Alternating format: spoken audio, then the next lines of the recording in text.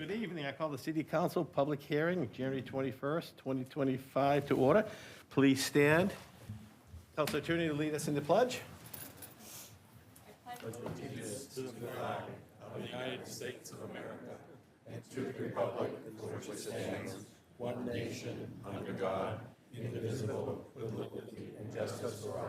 Thank you. You may be seated.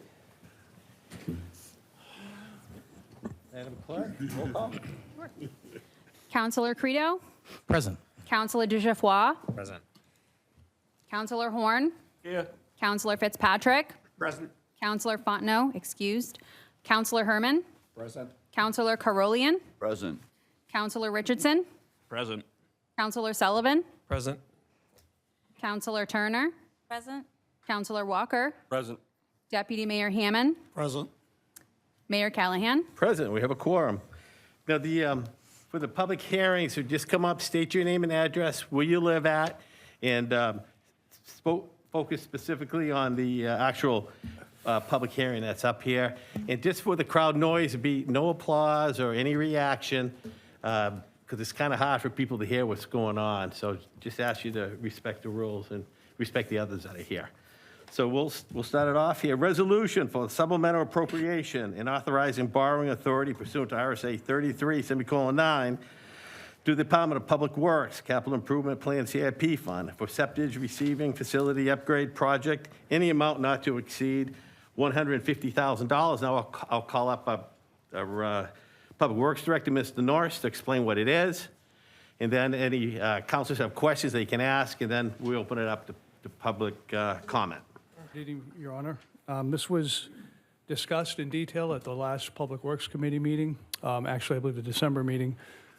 So this is one of 7 requirements the EPA has placed on the city as part of its administrative order on consent of the Great Bay General Permit. It's one of 7 projects. It's to automate our septic receiving facility and actually meter septic and generate bills for haulers. Right now, we have an honor system. It also adds biological oxygen demand material into our process, which helps us to reduce nitrogen as well. The overall project is about $1 million project, but $900,000 are coming from the federal government through a CDS grant. $100,000 of the $150,000 that's requested tonight is for the Portalogics brand system, which is the metering system. It operates the gate, it operates the control valves, and the engineer of record omitted it from the contract in error. So that package is about $100,000. The engineer has offered, and I have accepted for them to pay for the markup, which is the overhead and profit of that system, which is about $20,000.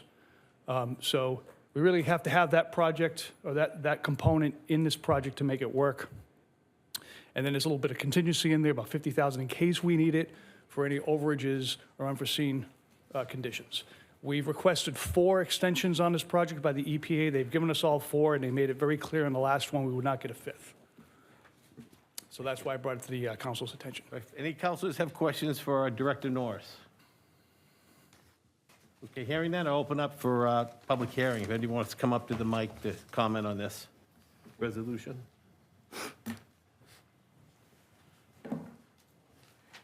Susan Rice, 159 Tenrod Road. It's interesting that after 4 extensions, we're just learning about something that was omitted from a contract, and why we're on the hook for that, or that it wasn't discovered before. I guess my other question goes back to Mr. Norse. He mentioned something about haulers in the honor system. Do we have people that are hauling septic into the city of Rochester? Or is this something that is being hauled out because we can't provide the necessary treatment for it? And why, after all of this time, we're discovering, or I'm discovering, an honor system? Thank you. Thank you. Anyone else? Okay, hearing none, Mr. Norris, come up if you want to add anything to what you heard. So every community in the state is required by RSA to provide a facility to receive septic. Doesn't mean that facility has to be in that community, but they have to have a designated one if it's not in that community. So our wastewater treatment facility receives septage from multiple haulers, but the source has to be from Rochester residents. So the way we run it, they buy a book of 10 tickets. It's $500 for the book. That gives them 5,000 gallons. So it comes out to about 11 cents per gallon that they pay for it. And they go down, they dump it into our lagoons, which is not a good place for it because our lagoons are overflowing and we're trying to desludge those. So this project will set the septage receiving back at the head of the plant, at the headworks, where it'll enter and go through the entire treatment process. It will not end up filling the lagoons. Thank you. Okay, appreciate that. Moving on to the next resolution, authorizing supplemental appropriation to Cedar Rochester Water Treatment Plant Capital Improvement Project funding for the hydraulic upgrades in the amount of $4,478,200. Mr. Norris. So I just want to stress that this is not new spending. This is taking funds that they're a combination of grant, loan, funds, and there is a $500,000 city bond component of that.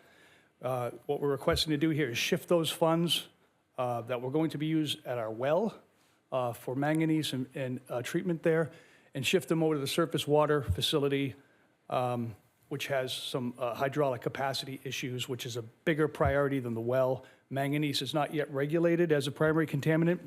The state indicated that we're probably going to do that. So we designed treatments to the well using ARPA funds, so it's not city funds. So we have a design, if that ever becomes a primary contaminant, and also in that design is included PFAS treatment as well. So the construction costs to implement these treatments at the well is close to $20 million in today's dollars. And I don't want to see the ratepayer have to put that up for a supplemental redundant water source. I'd like to wait for external funding to be available again, and for a time frame on when these contaminants would be regulated. So the surface water treatment plant has capacity issues, and we are not running at a design flow right now at all, and we are struggling to meet the maximum daily demand. We have considerable growth that's going on in the city, so we need to start moving forward and increase our capacity. Thank you. Councilors have any question for Director Norris? I just a quick follow-up. You may have said it and I missed it. New Hampshire DES recommended that you get off the well to this project, correct? Yes, sir. We did talk with the trust fund, and we did ask them if we could do that switch. They approved that. Then I went to my committee and reported that and got the motion to shift the funds.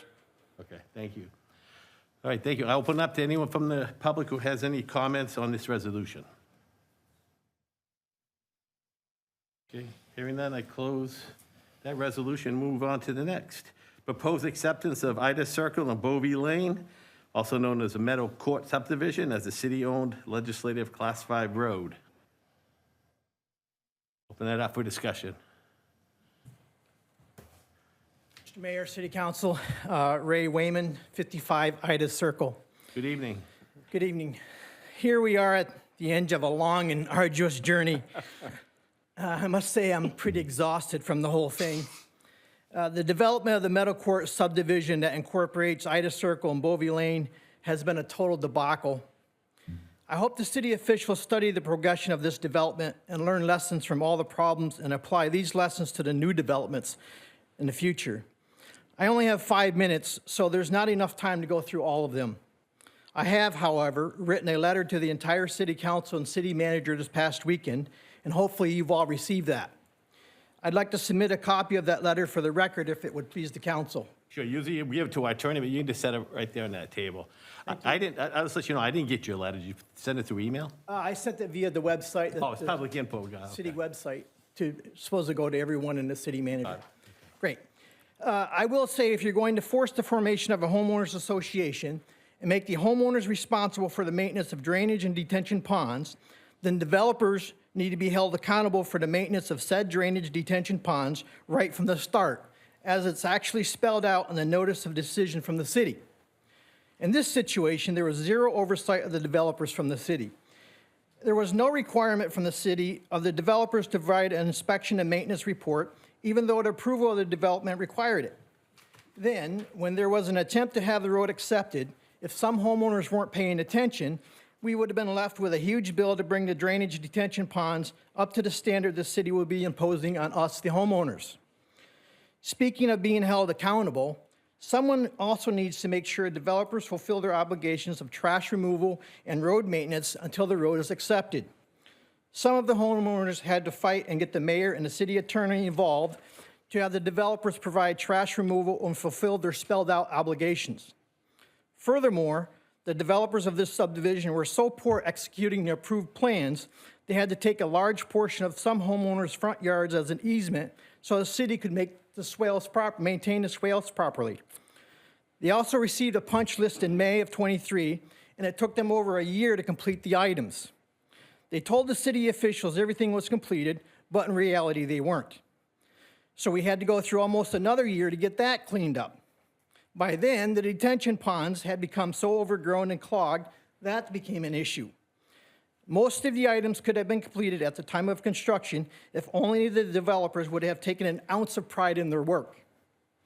I believe if it weren't for the construction of the new school and the requirement for a second egress point, that this problem would be going on for another couple of years.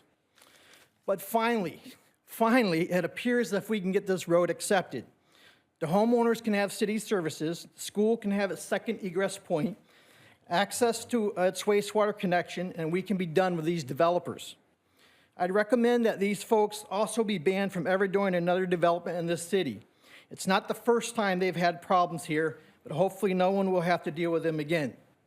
In closing, I'd like to thank the mayor, Mr. Hammond, Mr. Norse, for actually hearing some of the residents' concerns and doing what they could to come to a resolution that will finally enable the road to be on the path to acceptance without further delay. Thank you. Thank you.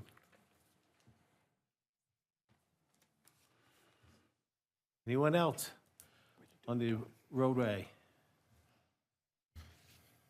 Mr. North, anything you want to add to that? You don't have to. Okay.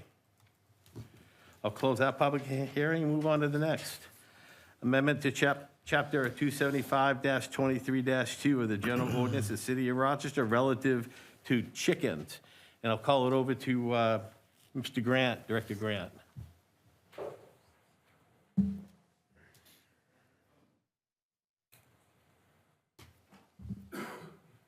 Good evening, Council.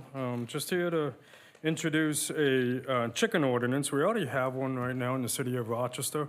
All we're trying to do is kind of tweak this to have a little more proactive approach to some of the problems that we've been experiencing out here with some of these chicken coops. Some of the biggest complaints that we get, and keep in mind that somebody had asked for an actual count.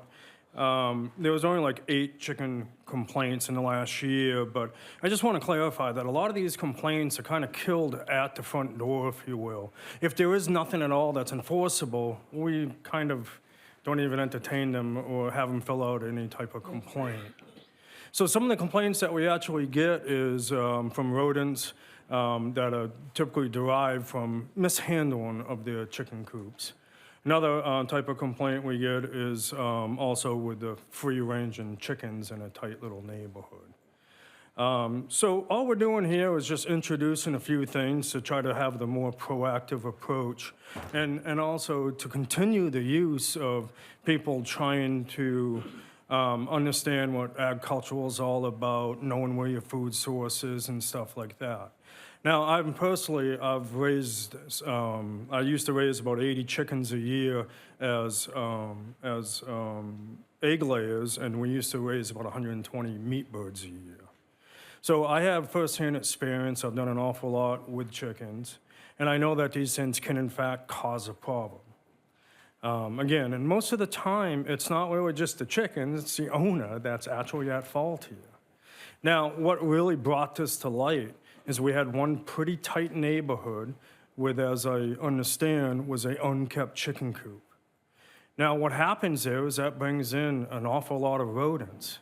And then all of a sudden, it becomes the burden of every single homeowner to try to help get rid of this problem. Now, once the rodents come in and they find a food source, they're going to stick around.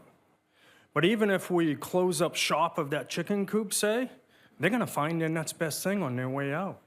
And if they happen to find stuff like a bird feeder, it could be compost. We sold compost bins here in the city of Rochester. And yet these things, in fact, can also attract rodents. So this is all we're trying to do, is trying to have some type of control here up front to try to be a little more proactive, so that way it doesn't cause an entire neighborhood to be up in arms like we've had 2 so far that's actually happened. And again, I'm going to address the elephant in the room here as well. It's not just chickens that actually attract rodents as well. Some human regular activities inside their house has actually brought them into an entire mobile home park several years back. So again, this is just one way to help address some minute problems, and then eventually they turn into very major problems. But again, just trying to be a little proactive. So what we're doing here is, first thing is understand that this is accessory use, meaning that this is not on a farm. This is accessory to something such as a dwelling unit. All right, farms have their own rules and has nothing to do with what we're introducing here. All right, a farm, even if it is done by special exemption here in the city of Rochester, a farm requires 5 acres. So again, this doesn't apply to anything at all in the agricultural zone. This is dealing with our R1 and R2 districts. So we already have the rule that says you can have less than 10, so 9 or below, chickens are allowed on the property as an incidental use, an accessory use. We are introducing the concept of having the chickens to be contained inside of chicken coops this time around. Not just a chicken coop, but also in a run.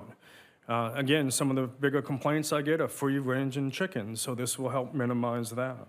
Another thing we're doing is having a minimum lot size of 7,500 square feet. So that's 0.172 acres. We also require the food for the chicken to be in a rodent-resistant container, and we're also limited up to 3 cubic feet of manure to be able to be stored on site, unless, of course, it's being used for legit composting or fertilizing, then we're going to exempt that. The hen houses themselves will now be required to be at 20 feet from any property line. That's the side or the rear. They cannot be anywhere around the front yard anyways. We're also introducing a concept that, yes, you're going to need a permit for this, and the concept there is there was a couple ways to do this, was either permit them or to even license the chickens.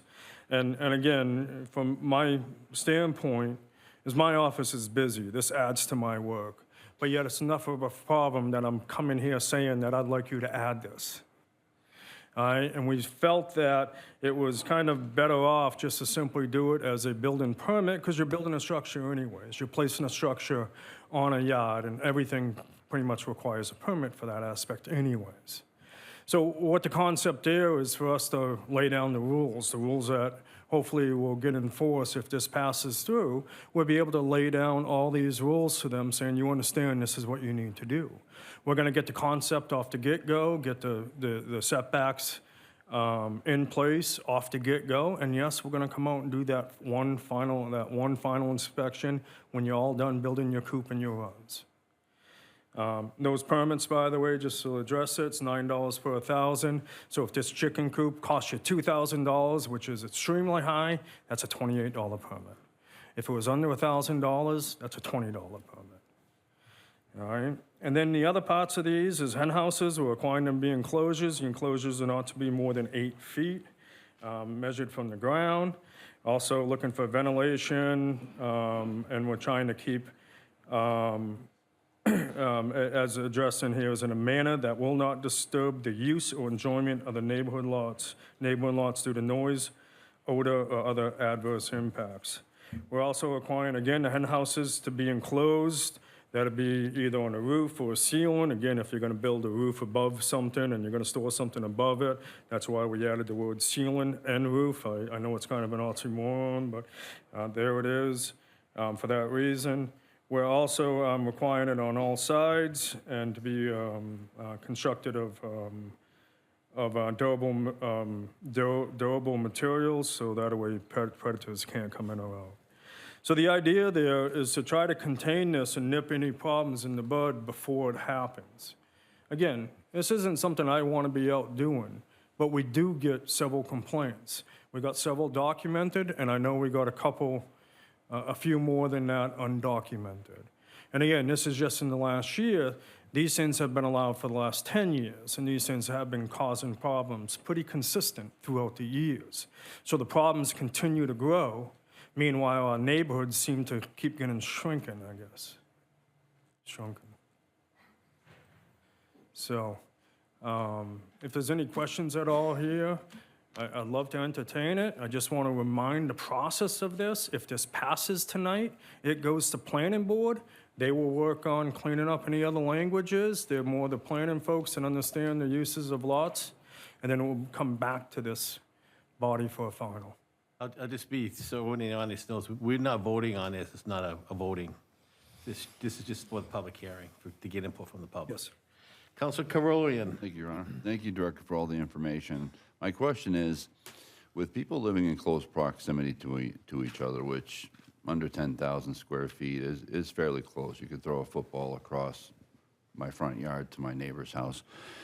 To an operation, for lack of better terms, that's being done correctly and by the books, is there any risk to the adjacent property owners who are not deciding to partake in this activity for rat infestation? Typically, I mean, the only risk is going to be enjoyment of life. They are a little noisy by all means. The ordinance does prohibit roosters in those particular R1s and R2 tight zones, as you alluded to. So it will be just a little bit of that smell, that different smell. If you're not used to agriculture whatsoever, you're going to have that. One thing you will see is probably a reduction in mosquitoes, though, because they do like to eat mosquitoes, so they can be just as helpful as they can. You know, and just as well, I mean, for you folks that have never had an actual farm fresh egg, I mean, these things are great. You put a egg in a glass of water. All right, you buy a store cage one, you're gonna find that floating about halfway in the water. One that's laying flat on the surface of the cup, on the bottom, that is the freshest egg you're ever gonna eat. And these things are, I mean, these are enjoyable. They're great to watch animals. They can add a quality of your own life, a peaceful, tranquil. I completely agree. I love the idea of, the, wholesomeness of it, the ability to know where your food source is coming from.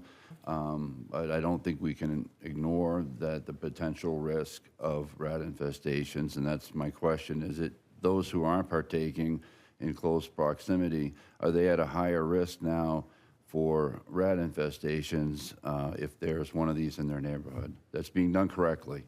Well, I would have to say that it's going to depend upon the owner. So an owner that has unkept wood just stacked around, water standing water, any place where a rodent can harbor, they will. And as food source starts to get scarce for them, typically rats you will not see out and about until the first part of the evening. You will see them in the daytime when food's extremely scarce. And again, once they come to your neighborhood, it's hard to get rid of them. And this is what we're trying to do. But I mean, if we tried everything, we wouldn't be having compost, we wouldn't have bird feeders in our yards. That's not what we're getting to, but again, even with a bird feeder, can attract a lot of rodents if the owner is not mindful of keeping the stuff off from the ground. Okay, thank you. Councilor DeJavois. Thank you, Your Honor.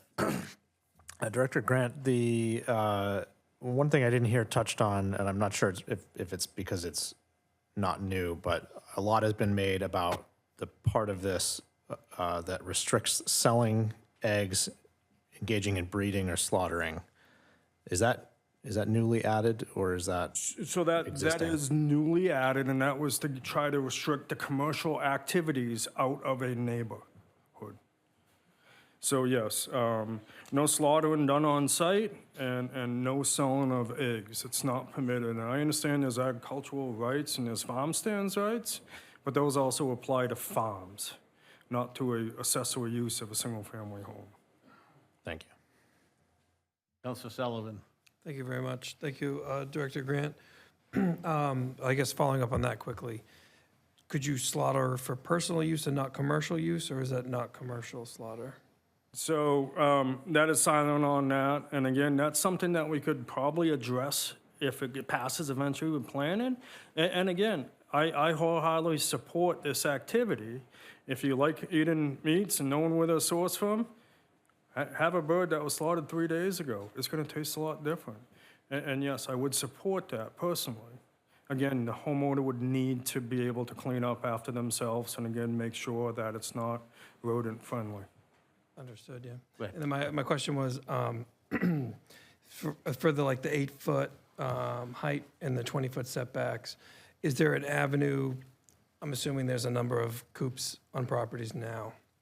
Is there an avenue for those people with coops to either get a variance for where they are, or are they going to have to shorten their coop down to 8 feet and move it? Okay, so that's probably best to answer in 2 parts. One is whether or not you want to grandfather the use of existing coops. And that is under 275.30 in our zoning. Whatever we decide to do, or even, again, maybe suggest, we have 2 planning board reps here to maybe even carry that water, if it does pass down to the planning board, to carry that water as such. To say, what do we want to do with these existing coops? If you want to grandfather them, you can by all means. You just put that in 25.30. However, we're tying this more into health. My suggestion really is maybe not. And again, a lot of these coops or structures should have had a building permit to begin with. Can pretty much guarantee most of them did not. Thank you. So yes, we can handle that to whatever your liking is. Counselor Walker. It's my understanding, this has been in effect for over 10 years. And if they're not grandfathered, there's a problem here. Because we got coops all over the city, and you're not going to crack down on other people that have already got them. That's ridiculous. Yeah. So the good news is, and I agree, and I don't really don't really like the way this process really works, because it turns neighbor versus neighbor when we do complaint by complaint. But just as such, if nobody's complaining, that's a good thing. So I'm not sure there's a huge issue here. If for some reason, like you said, that somebody's had this for 10 years, why are we making a big deal of it today? If there's nobody with complaints, we don't know about it.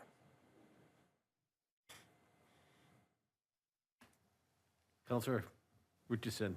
I almost called you Farrington. That's a street you live on. I stuck with that. Go ahead, Counselor Richardson. I've been called a lot of things. So you would support allowing people to slaughter their 9 meat chickens? Into the mic. Sorry. So I personally, yes, if it's done in the right manner, it can be done correctly. Again, it's going to be that user, that property owner, to understand what it is they're doing, understand how to clean up, understand what attracts animals. Again, I mean, the problem is more than likely the humans, not the actual animals.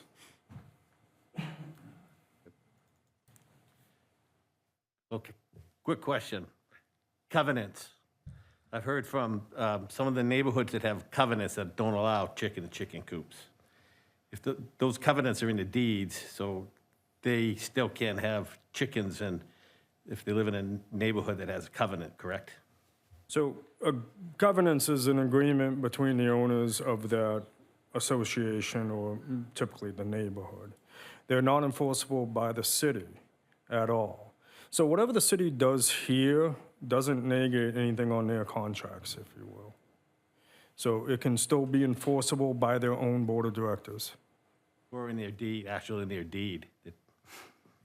I'm gonna need somebody to, Actually in their deed.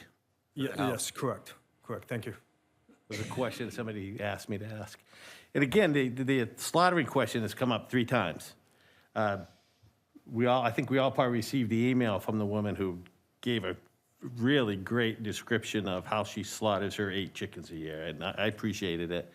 And it was obviously humane and done cleanly, and that's the way to do it. I'd hate to see her not be able to do that anymore for 8 chickens a year.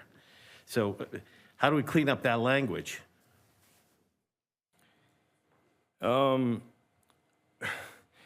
Well, I guess if anything, we could probably put the best management practices in the actual ordinance, and therefore we can go after the UNHs and say this is how it's supposed to be handled, that type of stuff. Okay. And just for the record, I just want to say, it was a past city manager that taught me how to slaughter chickens. Oh, I know, I've seen his video. His YouTube video. Pretty good video. He taught me everything I know about. All right, open it up to the public. Thank you very much. Thank you.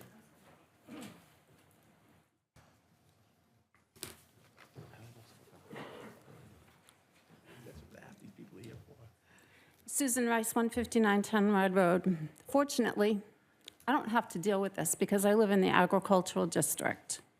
However, I do like to speak on behalf of other city residents who might not want to come up and speak on something like this.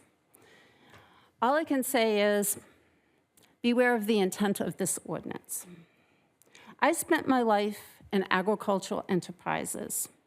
The entrepreneurial spirit started when I was in 4-H, when I raised chickens for both meat and egg production. I sold my eggs. I learned about the education, the responsibility, and the finances of such at a very young age, and eventually continued that tradition well into my adulthood. I, at one time, had a 175-acre farm where I had about 40 acres of vegetables and cut flowers. I had lambs, I had sheep, and I had chickens. I also had turkeys.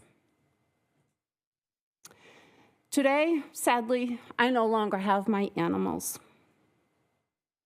I do have a health issue, and there are days when eating is quite a task for me.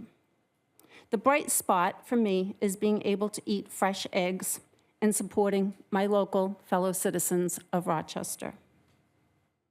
At the last meeting, I found it fascinating to be called incompetent by not understanding the intent by a city councilor who chairs the Codes and Ordinances Committee regarding proposed ordinance changes. And when the city attorney suggested we should leave it to the professional staff, I think he sits at the table during the Codes and Ordinances meetings. Remember, this is our city. What is the professional intent of these changes? Is the city looking for all the grievances and issues by holding this public hearing now and not working out all of these details through the planning board? And then we will be slammed in the future with more restrictions and perhaps another sly move to increase city revenues. Chapter 27523:2.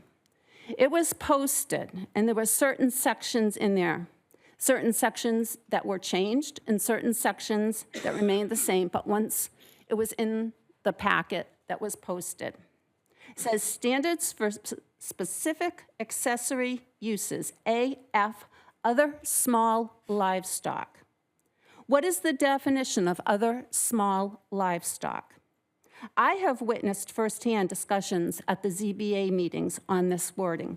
I have yet to find a definition in our zoning ordinance of other small livestock. Is small a miniature donkey, a jackass, a miniature pony, a miniature cow? Is lamb considered small livestock? No person shall sell eggs. It appears that selling an agricultural commodity is being confined just to the sale of eggs. So, does it mean, because it is not specifically prohibited, that the sale of honey, other meat, or fiber products is allowed? And I add fiber products because rabbits are allowed, and there are such creatures such as Angora rabbits that are raised for their fiber. On-site slaughtering of chickens is prohibited. The ordinance only addresses the slaughtering of chickens. So, if I were to use the analysis of Jim Grant at the last city council meeting, would I be within my right to slaughter rabbits for meat and other small livestock? Why are chickens being discriminated against? Engage in chicken breeding and any commercial activity. What is the definition of chicken breeding? I couldn't find it. Does this prohibit one from obtaining fertilized eggs in an incubator and hatching out those cute little fuzzy chickens? Why is it limited to chicken breeding? If one knows anything about rabbits, they multiply very quickly, and for that matter, other small livestock. As for the multitude of descriptive details on chicken coops, I guess I answered my own question of additional city revenues, inspections, and building more bureaucracy. I wonder if someone needs a little job justification. I also have an issue with it being limited to single-family detached dwellings. We have mobile homes that are on their own lots. We have owner-occupied duplexes. If I owned a duplex and I wanted to have some chickens in my backyard on my land, I'm not sure that that's allowed. As far as manure storage goes, do any of you really know what 3 cubic feet actually is? It is 18 inches by 18 inches by 15 inches. We're going to outfit the code enforcement department with special boxes and golden rulers. I think one city councilor had an interesting comment during the weeds discussion of being overly picky. Well, professional staff, this proposal is not acceptable for the money we pay you, and certainly is not acceptable at this time for prime time. Pitch it elsewhere. I'm here to say limiting chickens, banning egg sales, outlawing self-sufficiency like on-site butchering doesn't just ruffle the feathers. It pecks away at our liberty and pursuit of happiness. It is not a crime. Chickens aren't just breakfast providers. They're a step towards food security, sustainability, and a step toward independence. Letting families support themselves in the ways that harm no one is the essence of freedom. I believe Rochester deserves more than restrictions and red tape. Chickens, nature's little recyclers, help with pest control and breakfast providers, all rolled into one. Let's not put all of our eggs in the basket of restrictions, or like I like to put it, all the eggs in the basket of deplorables. Responsible chicken keeping is good for families, the environment, and local food security. We also have a health ordinance, which I think would address a lot of these issues. What happened to we the people? Life, liberty, and the pursuit of happiness and healthiness. It's about the voices of our community being heard loud and clear. And I think, in the most part, 98% of us live by the rules and are compassionate about how we keep our animals. I spoke at some of these meetings, and I said, the rodents come from not taking care of the manure and your grains, and if you feed them chicken scraps. And I said, if you put something together, or you put an educational piece together with regard to storing your grain in the metal container with a cover, and if you feed them chicken scraps, they don't finish it, you pick it up and you clean up after them. Plucking ridiculousness to oppose this. Don't you think? Thank you.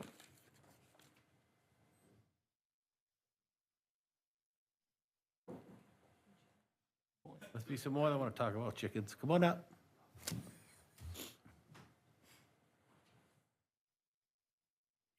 Catherine Anderson, Flat Rock Bridge Road. That was you, right, on the? Yes, Ward 1, R1.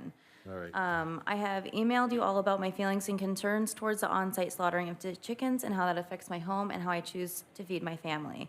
I was reaching out for your consideration to not approving the amendments on the on-site chicken slaughtering.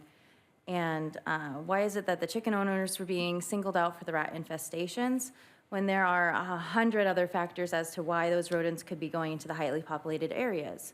It was mentioned that there was roughly 8 reported complaints about the rat infestations that revolved around the feed not being properly stored.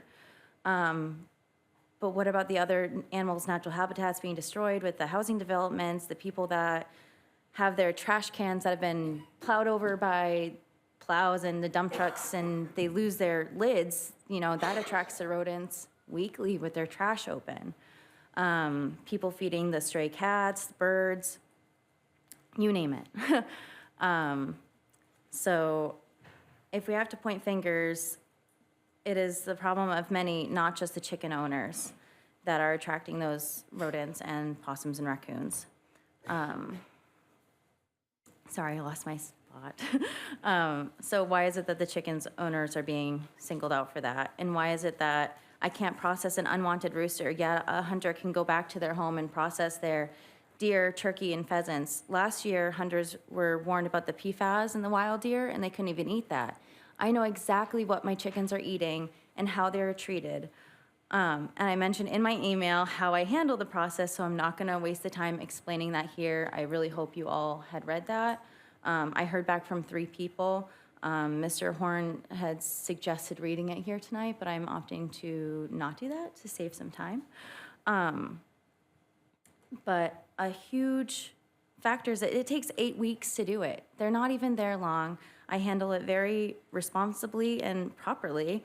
My children are a huge part of this process, and they're watching it from start to finish, the proper steps on how to grow the food. They help me feed it. They help nurture them. They're watching them grow, and then they're part of the process.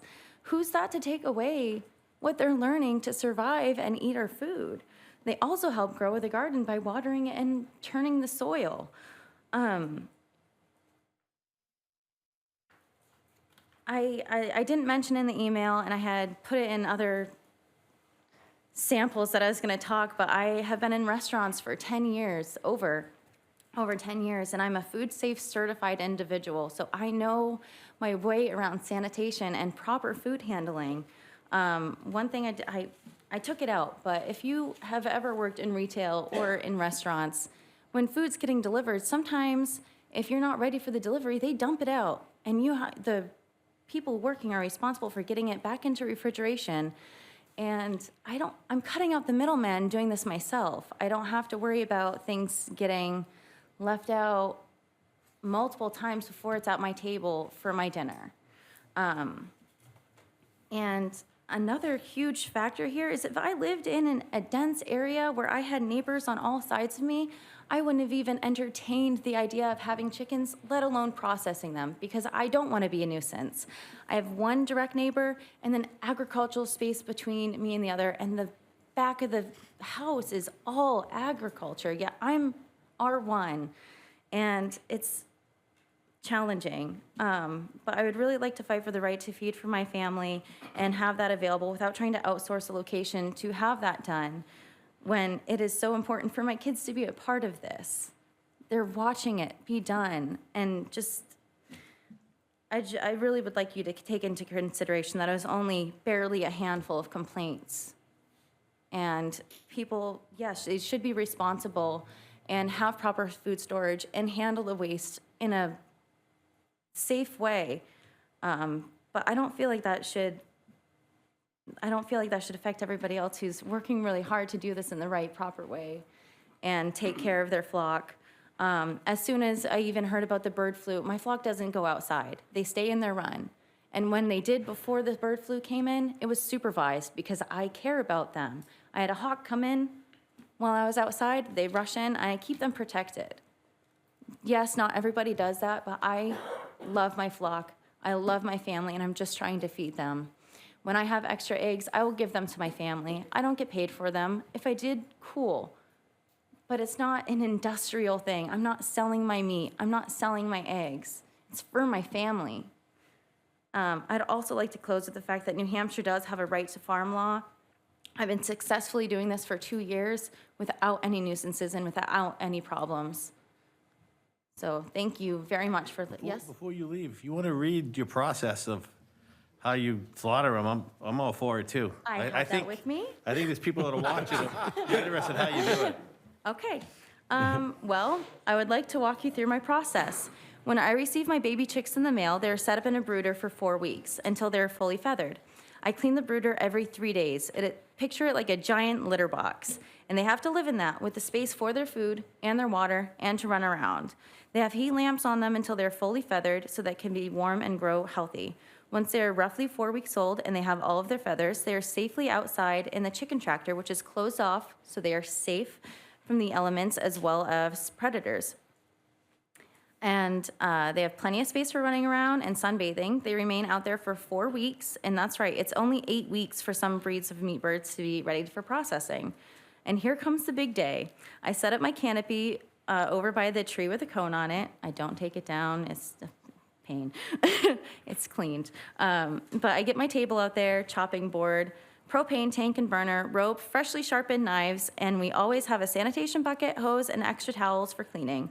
A quick humane dispatch, and then we place the birds in the cone for draining. Before we move them into the hot stock pot for loosening the feathers, then they are hung up to be hand plucked and moved onto the butchering table where they get dressed and are ready to be placed in an ice bath for the next 24 hours. Once all is said and done and sanitized and clean up, once all is said and done, we sanitize and clean up the area that we used and our tools. And as I've mentioned before, my children are a part of this whole process, learning about where their food comes from and the steps it takes to grow, feed, nurture, and process the lives that we have for food. And once they are done in the ice bath, I didn't put that in the email, I sanitize and clean my entire kitchen. I quarter them up, I vacuum seal them, and they're in my freezer until it's dinner time. And then I go back and I sanitize my kitchen again because there was just raw chicken all over it. And common sense says to clean up the messes that you make. So thank you for allowing me to read that. I was going to try and save educating the time. community. Appreciate Yes. it. All right, thank you.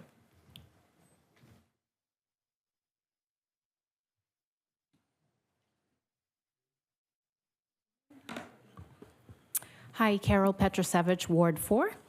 Thank you, Mr. Grant, for giving us some of that background, because that was in part of my questions for tonight. Knowing that there's 8 phone calls out of 31,000, it still makes me wonder, is this really necessary? In research for tonight's meeting, I found November 2024 Codes Committee recording, and this is what I believe is the reason for these new chicken ordinances. Wow. I totally want to thank the neighbors who are affected by the rat food. They were very kind to the neighbors, even though they were negatively impacted. I also want to thank the neighbor who actually had the chickens, because according to the testimony of the affected neighbors, when they figured out they violated the health code and caused a rat problem, they responded immediately by removing the rat's food source. These are the great caliber of moral society living in Rochester, of which I'm grateful to be a part. It warms my heart to see neighbors working together and respecting one another. And thank you all for your kindness. The biggest role model was one of those affected residents who demonstrated by his actions that ordinances do not need to be created when we have a one-time problem.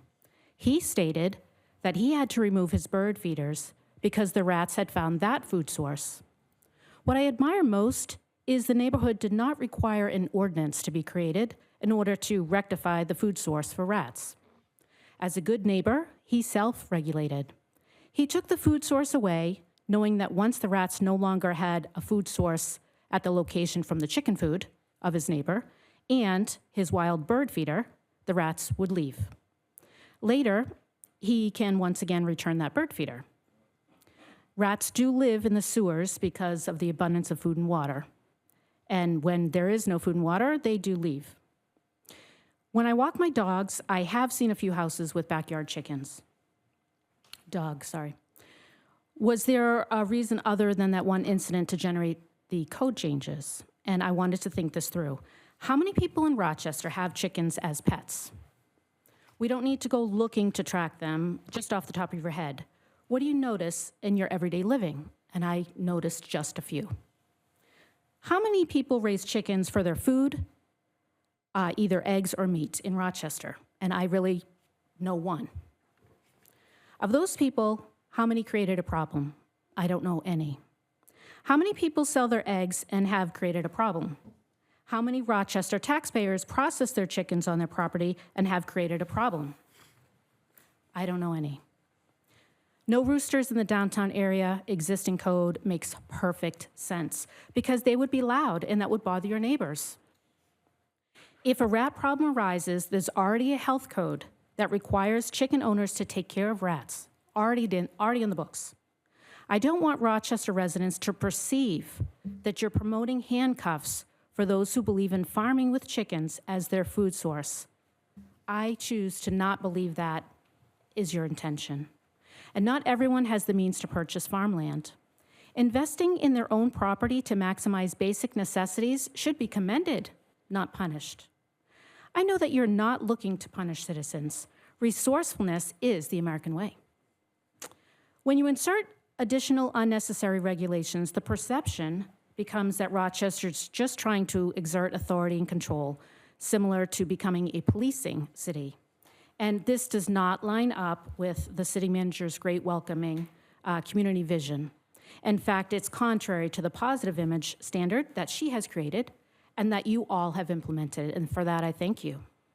Have you considered just putting your faith in the self-governing taxpayers? From my perspective, why would you alter something that isn't broken? Do you perceive that most neighbors get along? Or do you feel that most of the 31,000 are at odds requiring you to step in to try to create peace? My perception is most people get along and are respectful of each other. Guidelines to approve or deny these codes proposals should be, does this ordinance protect the individual's unenumerated inalienable rights? Is this benefit I'm seeking achieved already in another ordinance? Does this ordinance deny the documented rights to life, liberty, or property, or the Bill of Rights for the taxpayer? Is this ordinance contrary to the New Hampshire Federal Constitution? Does this code violate any law? If there's a yes to any of those, then it should not be approved. In the chicken proposed ordinances, health codes already cover the necessities. Now, I believe the city of Rochester is working hard to create welcoming, self-governing environment, not one of micromanagement. Every decision you make supports or denies that statement. I believe in you. So, since the reason for the new ordinances is to avoid rats, we need to look at each item to see if it meets the intended agenda. If one can only have fewer than 10 chickens, and if there is any eggs left over to sell, does that have anything to do with avoiding rats? I can't see the connection there. If you are additionally trying to create an ordinance because they're trying to reduce businesses in Rochester, nothing to do with rats, I ask why. If there are any eggs left over with those less than 10 chickens, why would you deny this free enterprise lesson to some kid who just wants to learn the American way? If someone has any eggs left over and wants to sell them to provide food for their neighbors, as one resident said she did during COVID, then I don't think that would require a code change of residential to business, all for 1 dozen eggs. I don't know of anyone who has opened up an egg stand. I don't know if that's what you're trying to regulate. And if you're trying to forbid egg stands, maybe you could say that in the language. And same with people with coolers of eggs. I mean, I don't know if that's an issue, if that's the egg stand that you're trying to prevent. I haven't seen anybody in Rochester doing this, but maybe there's some somewhere. And so I sincerely ask, has egg selling been done and created problems? I have not heard of any. So I don't think the code warrants this or is justified for that egg selling part of it. Regulation unnecessarily gives the wrong impression. The second part of section F1 mentions no home processing. As the woman who spoke at the last city council meeting, who just spoke again, she has processed chickens and there have been no problems. Processing chickens is a life skill, one that today's society has lost. Every family back in the day processed tonight's dinner from their backyard. I met a kid in Barrington years ago at a rabbit store, and I don't know if he went to the school in Barrington, excuse me, or if he went to another school, but he was from Barrington anyway. He told me that his high school gave him a high school credit because he processed his own chickens and he knew the chicken anatomy. I was thinking, oh my goodness, I hope Rochester does that. That's like amazing. I mean, think about it. And the kid didn't do a one-off. He did this all the time to feed his family. And I was in admiration of this kid. Like, he knew stuff I didn't know. So it's amazing to see that. an old skill with the younger generation. It's hope for our future. Since this ordinance would deny someone food on their table and deny educational opportunity and does not avoid rats, I don't see a justification for adding more regulations. It looks like a lot of research was done with the details of the chicken dwelling regulations on F5, and I thank you, Inspector Grant, because those were very detailed. It looks like you put a lot of effort into that. Reading these strict regulations made me question, do rats eat buildings? Rats don't look for certain size buildings for their homes. They go where there's food and water. So why all the new regulations? I heard the one rat problem out of the 31,000 residents, and have not heard of any chicken coop problems. Rats eat chicken food. They don't eat the chicken house. Regulating chicken coops to require a permit is sending two messages to the taxpayers, and I know it's not intentional, but these are the messages that are being sent. One, Rochester wants to make a few more bucks on a permit fee. And two, Rochester wants to track chicken coops, a policing state. And Grant just said he doesn't want to be a policing state, and I believe him. I know that Rochester turning into a policing state is not your intent, and your mission has been to create a welcoming community. And I'm here tonight to keep you on your mission, to keep you on track. And since rats don't eat buildings, creating regulations on chicken dwellings to reduce rats doesn't make sense. But F4 makes total sense. Other taxpayers at the last city council meeting stated that many got chickens during COVID to try to make sure they had food for their families. They might not yet know that chicken food needs to be stored in an enclosed rat-proof bin. This is totally helpful. I would even recommend that the language state, any rat problem resulting from your chicken food, you're responsible to handle under the health code, C code, whatever the health code is. In support of avoiding a health code violation, chicken food must be kept in a rodent-resistant container. For more information on how to prevent health code violations, see UNH Co-op Extension or whatever. This way, the taxpayers see how your ordinance is a help and not a hindrance. This ordinance helps prevent any future rat problems from chicken food. This would be very helpful for the new backyard chicken owner and also supports the 3 neighbors who were negatively impacted from the prior problem.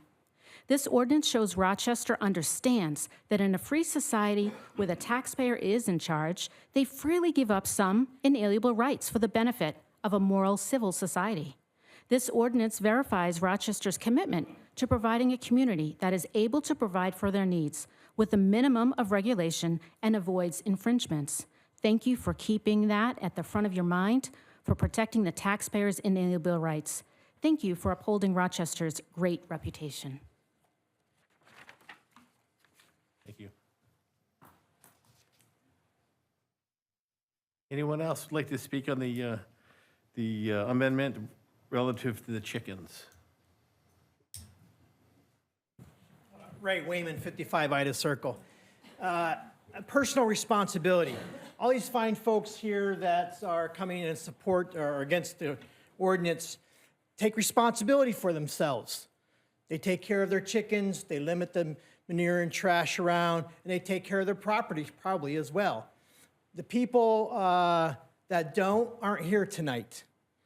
And the people that don't follow the rules and don't take personal responsibility, they're the ones laws are usually written for, and because they're written. So while I feel for the people that have chickens and want to keep their chickens, I'm sorry, but some other people have ruined it for you. We demand of our counselors and our government officials to take action. Take action. So the guys that are complaining, the people that, call them up and write letters, oh, so my neighbors have chickens. They're causing rats. So the council says, oh, this might be a problem.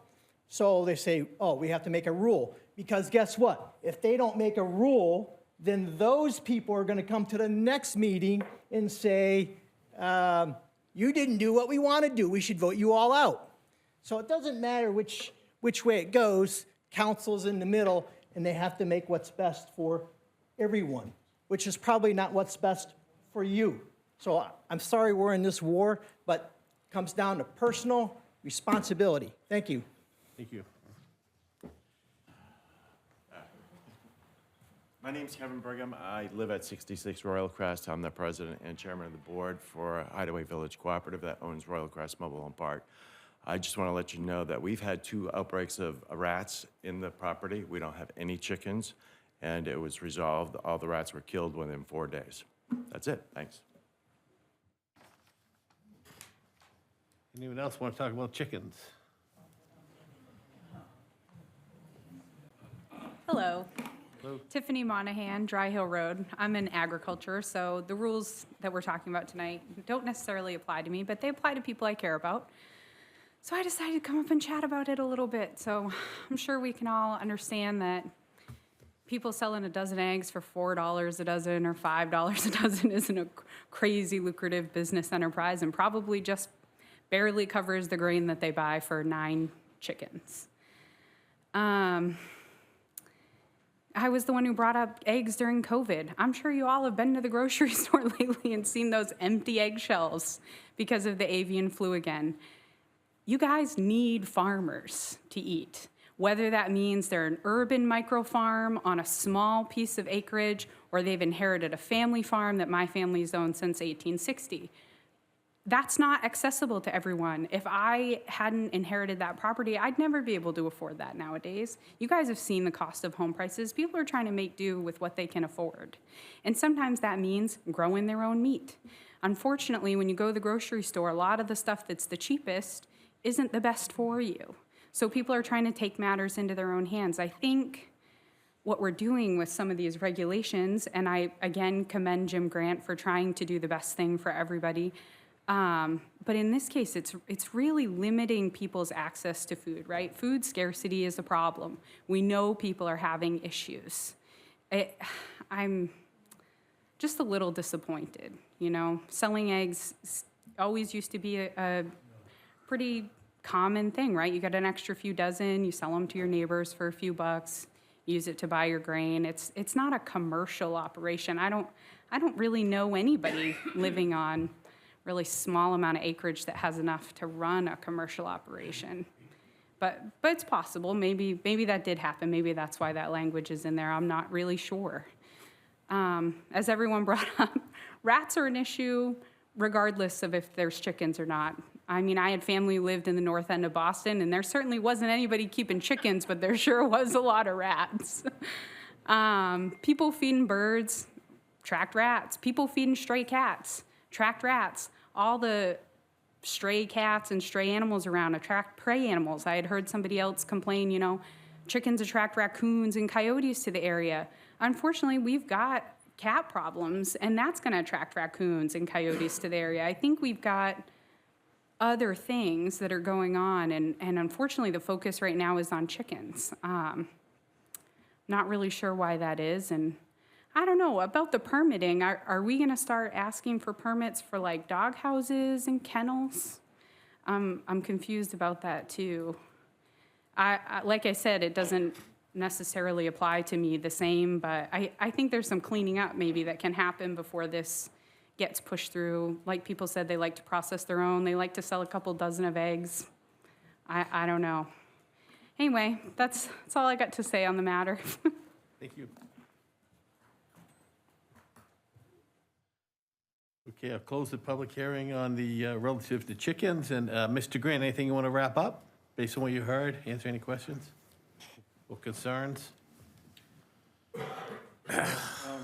Just a couple things, and first and foremost, I actually enjoy the people behind me up here talking because it can only help us strengthen what our intentions really are. And definitely, there's a lot of things in these things that we might not really think of, even as a group of 7 or 8 of us on the Codes and Ordinance Committee. And then it's people like these that come up and help us really get something that's enforceable and something that is more direct to the point.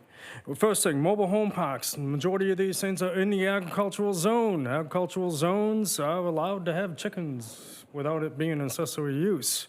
However, before anybody tries to start building coops all over these mobile home parks, keep in mind you have your own park rules that need to be enforced, and they may or may not allow chickens in their particular mobile home parks. The multifamily, we started off with duplexes, but we have 3s, we have 4s, and we have some 30 units in some agricultural areas. We're going to allow 30 coops? That's the problem why we address single family only. Is there a cutoff that's acceptable? I really don't know. But single families seem to be the easiest, and to be quite frank, what other communities have done.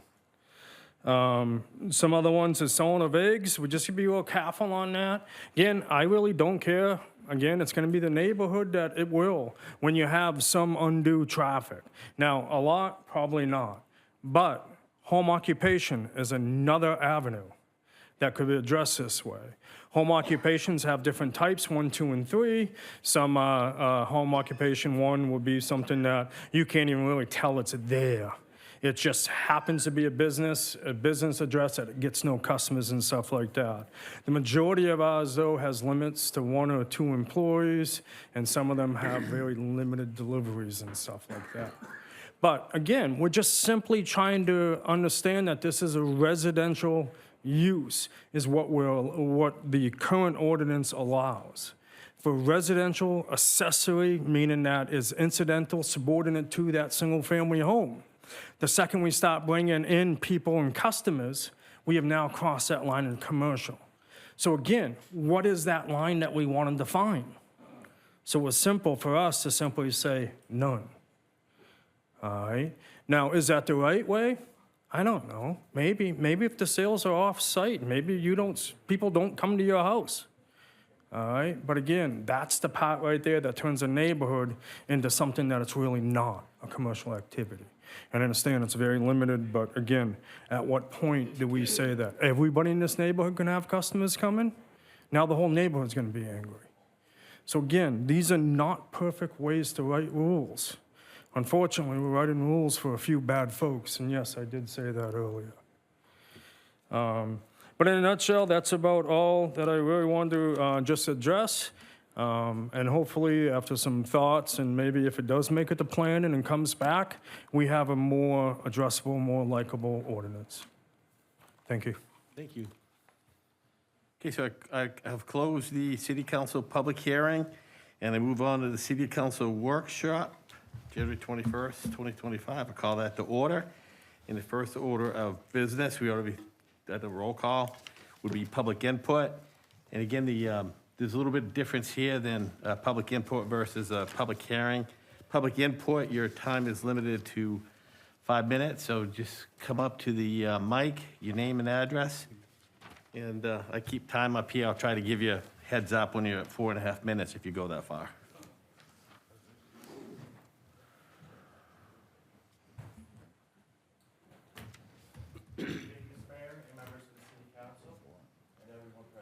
Just hold on one sec, Mr. Brigham. I just make sure the TV camera, can you hear him all right, Greg? He can't hear You need to you. be up at the podium. He's got a microphone right there next to him. Make sure you get close to that microphone and talk into it.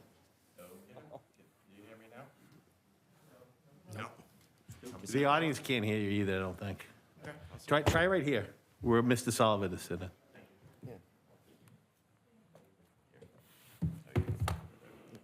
One's for Terrence. Don't worry, you're not on the clock yet. Thank you, thank you. I'll start over. Yes. Can you hear me okay? Can't hear me at all? Move that mic closer to you. How about that? Yes. Beautiful, beautiful, beautiful. Anyways, good evening, Mr. Mayor, members of the City Council, and everyone present tonight. My name's Kevin Brigham. I live at 66 Royal Crest, and I've been a resident in Rochester since 1987. I'm here tonight to speak about the facts concerning the revaluation of the mobile home housing results. Before I begin, I want to formally request, Mr. Mayor, that the 5-minute rule be suspended to allow me more time to speak, since I am representing the majority of the 2,400 households that live in one of the 24 cooperatively and privately owned parks. And that's a council rules of order is 5 minutes, so there's no exemption to that. No problem. So go ahead. Okay, okay. In the handout, you'll have a green handbook that I've presented to you. My prepared remarks are actually in the sleeve on the left-hand side of the folder, and that is the prepared comments that I had written and the booklet that supports everything that I'm going to be talking about. I'm not here to represent the angry comments that I've seen posted on social media web group pages, but to present you some facts to hopefully convince you that the revaluation of the mobile manufactured housing population of 2,400 homes in the cooperative and privately owned parks, hereafter referred to as the parks, have resulted, in my opinion, in unjust assessment valuation which needs to be addressed. I've been an advocate for affordable housing for the majority of my life, and the information I'll be presenting tonight should enlighten you on the impacts of the revaluation has caused in the manufactured housing community, especially those on fixed incomes. The book I prepared has a table of contents and general information, as well as factual information provided in the books. Let me begin. Tab 1 contains general information on myself and serving as an advocate in affordable housing issues since I moved here in 1987. It also provides you a history of my efforts to rally the residents in our park to purchase it and convert it from a privately owned park to a cooperative in 1992. We, the residents, purchased our park on 24 June 1992.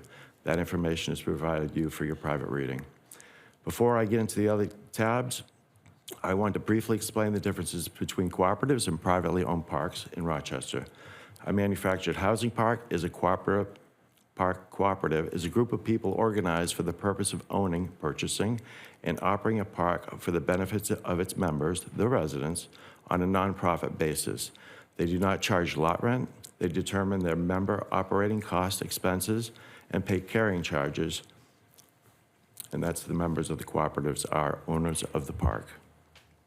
A privately manufactured housing park in Rochester is owned by a corporation, a limited liability corporation, LLC, a revocable trust, limited partnership, or an individual for the purpose of running a business on a profit basis.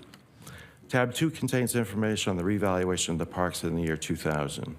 The last time the City Assessor's Office conducted a reevaluation of owners of the manufacturing housing parks by requesting income and expense data. This was done to assist them in conducting their evaluation. There have been no requests for this information since 2000. There are 9 cooperatively and 15 privately owned parks in Rochester.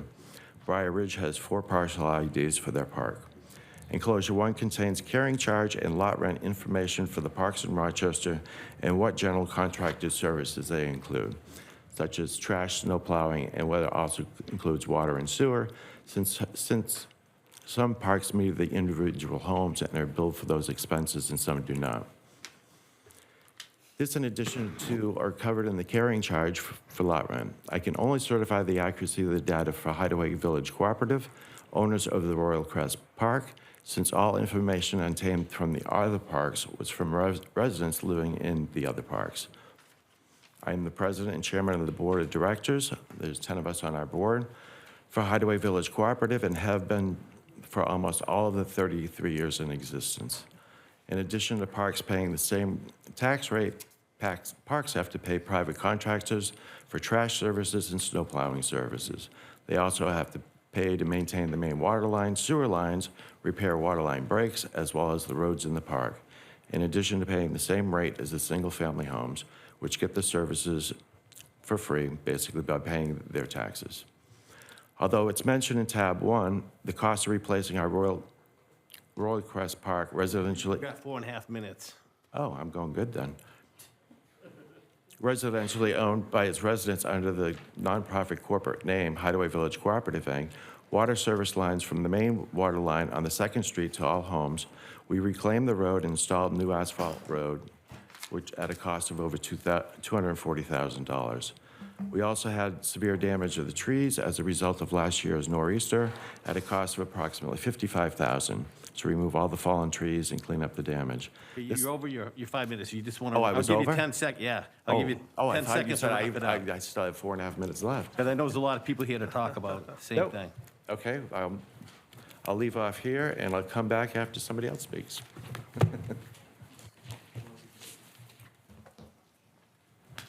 Are we all set? Hi, I'm Janice Murray. I live at 57 Woodland Green. We're a condo community. I want to start by thanking you all for your service to our city. As president of the association, I understand it's a thankless job, and I really want to, extend that to you, that I appreciate that. particularly Paul and Tim, our Ward 1 representative, who have both spent a lot of time talking with me on the phone and emailing me about our concerns. I'm not here to talk about our evaluation because I am aware of what the units at Woodland Green have been selling for. And if our goal is to get at 100% of value, we're pretty much there. What I'm here to talk about is the double dipping. And that what I mean by that is that we pay the same tax rate as single-family homes. I keep hearing, but you're a private property. I am, but that rate, that $4.36 that goes to the city, we pay that just like a single-family home, but we don't receive any of those services. So single-family homes are funded by us, and then we have to turn around and hire companies to come do those same things for us. So that is one of my points. My last point, and this Paul is aware of, today he gave me a copy of the host agreement that the city has with Waste Management. And right now we have our attorney and our management company comparing that host agreement with what our association has being billed by Waste Management.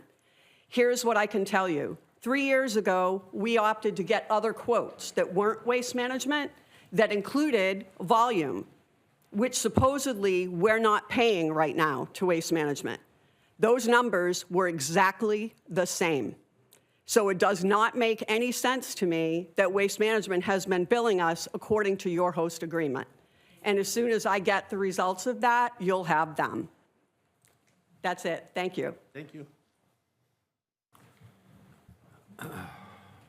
Hi, my name's Roberta Towns. I live at the Dustin Homestead condominiums, and I am about the assessments only in the fact that our buildings are all the same square footage, about 1,400 square feet, but the assessments are all over the place.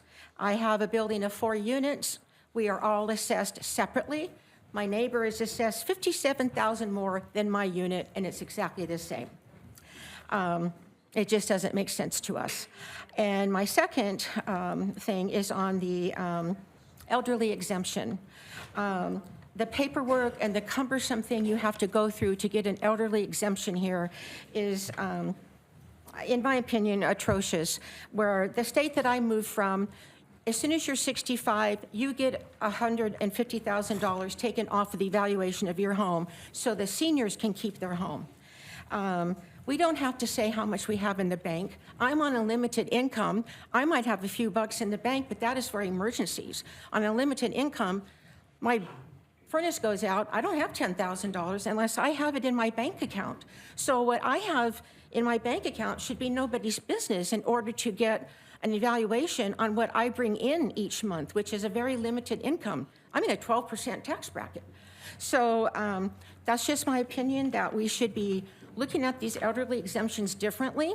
I noticed in the paper that the city has offered to help the elderly fill out that paperwork, but it's still ridiculous. It should be income-based only, in my opinion. And that's all I've got to say. Thank you.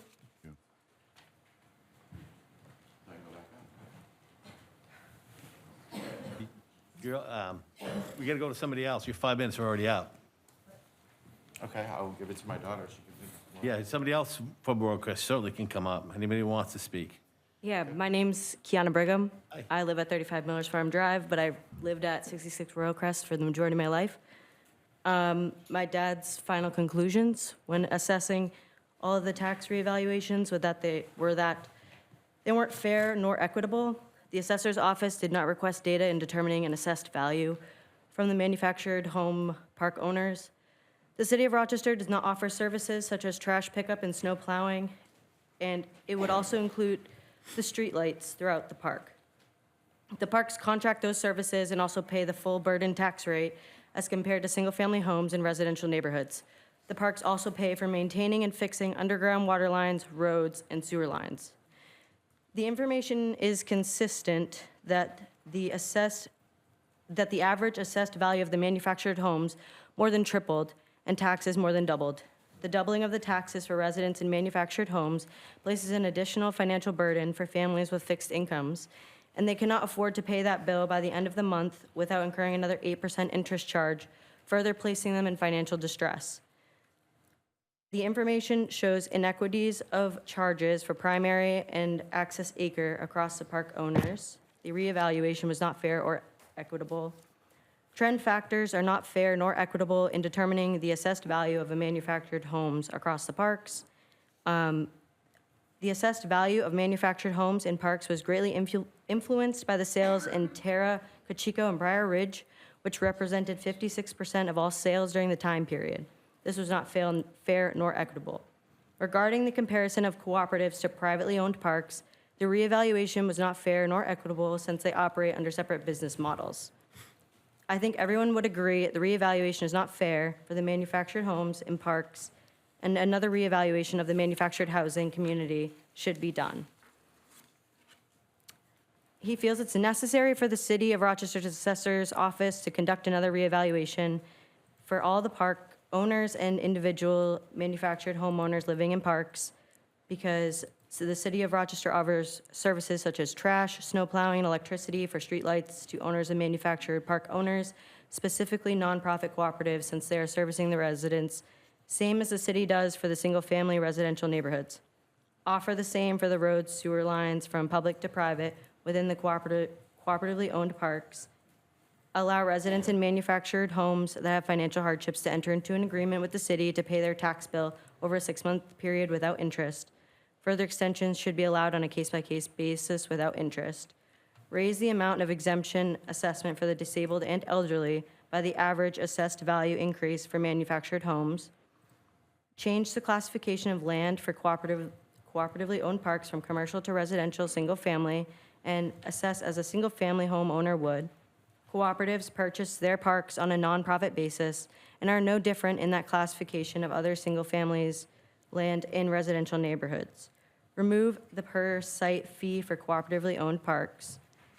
Change the classification of cooperatively owned manufactured homes from manufactured in park to single-family and assess them as single-family homeowners would in a residential neighborhood without the added trend factor. And change the classification of the NHBD name for cooperatives from the park name to the appropriate rural category, the same as abutting neighbors living in single-family residential neighborhoods. My dad is an advocate for affordable housing. He has been for over 30 years, and this is very important to him. He'll probably post this on Facebook for everybody else to read the entire thing, but it's in all of your packets. Thank you. Thank you.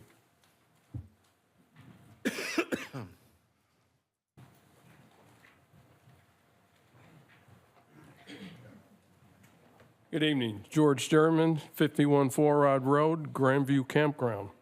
I'm going to keep this short and sweet. No emotional data, just the facts.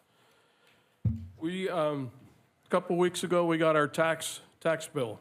I own a RV recreational vehicle, not a fixed asset home, at Grandview Campground. We pay lot rent for the season. We don't own the property.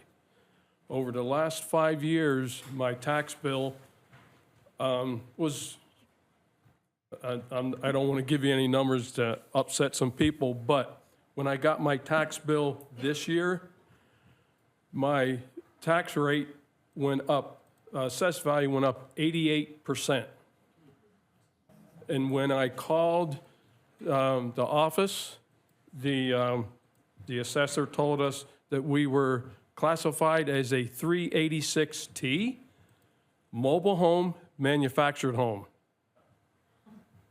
I have a recreational vehicle that I can drive, or not drive, but have it towed to different places.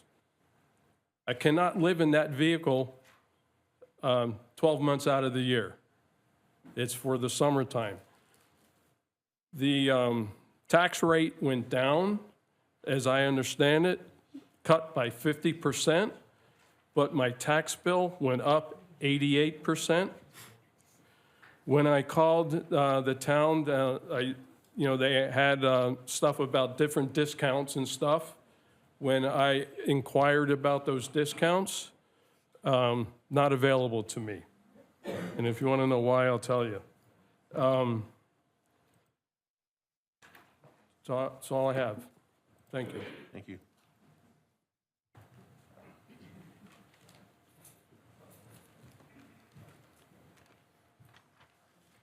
Good evening, everybody.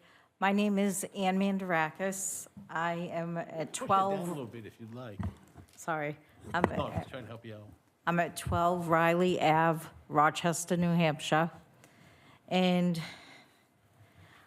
what my question is, does the budget warrant such a large increase in property taxes or assessments?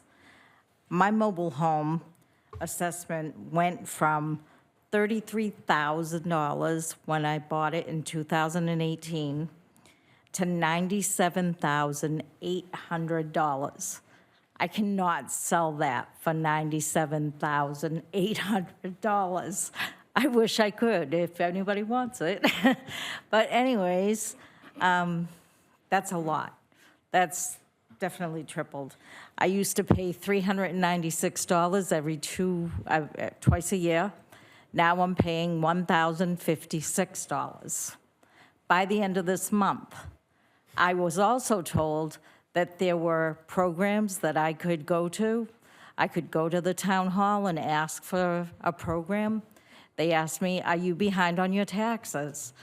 No, I'm sorry, I'm not behind on my taxes. Oh, then that doesn't apply to you. But as long as you pay it by April, we won't put a lien on your property. Not really good. And then you still get the 8% tacked on to what you owe. I'm fixed income, so it's going to be a very big hardship for me. Okay? And also, I live in an HOA, so I don't own the land. That went up $50 because of the tax increase. And so a lot of this is putting a lot of hardship on that as well.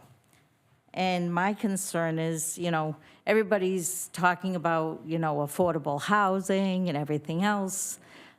This isn't only affecting me and other people, it's also affecting, I'm sure it's going to affect like apartment renters in the future because they also got tax increases and they're not going to be able to afford it. And there's a lot of homelessness around Rochester. Where I live in Chestnut Hill Mobile Home Park, that's right by the railroad tracks. You go down there and you look at these poor people, So, just, so I'm sure that, that's going to raise all the taxes, the rents and everything. And another thing I wanted to know is, like the town of Barrington, they don't wait 5 years to do the assessment, okay? Why did Rochester wait so long and then hit us with this with hardly any warning? And, maybe if this is what's going to happen in the city of Rochester every 5 years or in New Hampshire, maybe they should look at raising the minimum wage from $7.20 to maybe $27 an hour like Massachusetts, So that's my problem, that's what I was trying to address is the increase and how it affects everybody. Okay, thank you. Thank you. I appreciate your time. Thank you.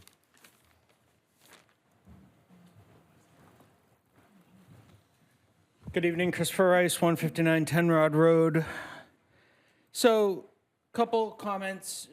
I know a lot of people here to speak about the increase in their tax bill, but we're not hearing from the people whose tax bill decreased.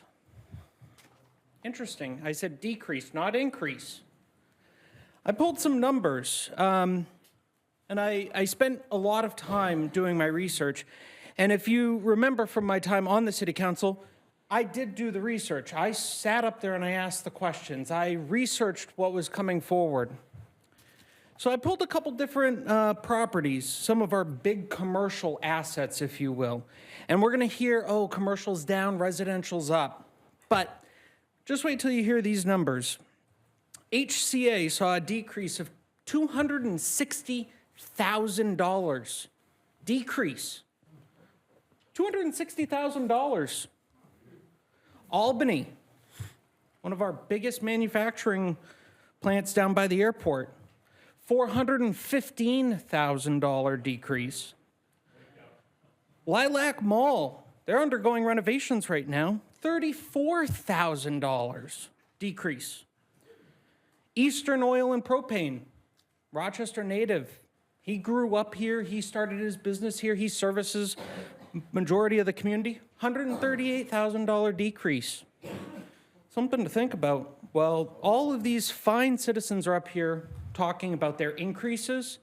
We're giving huge, huge, huge tax breaks to these commercial properties, one of which we give hundreds of thousands of dollars to run our stupid ambulance service.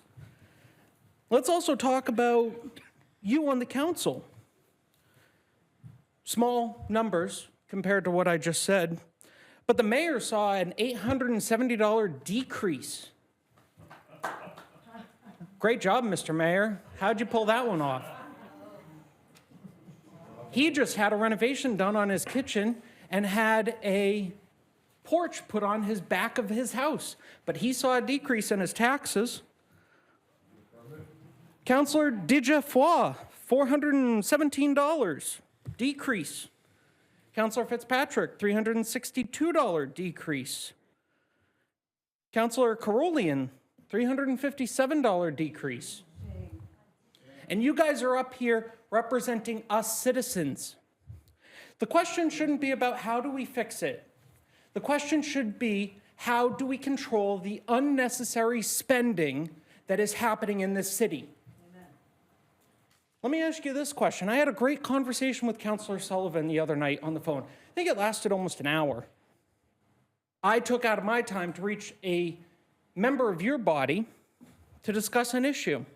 At the Finance Committee, you guys voted on or talked about a piece of property that was allegedly taken by tax deed but sold for $2,500, had $25,000 in tax arrears, and you guys didn't even vote on the sale according to the ordinance that's in the city charter, chapter 7, 7-41, states that you need to vote on the sale of that property.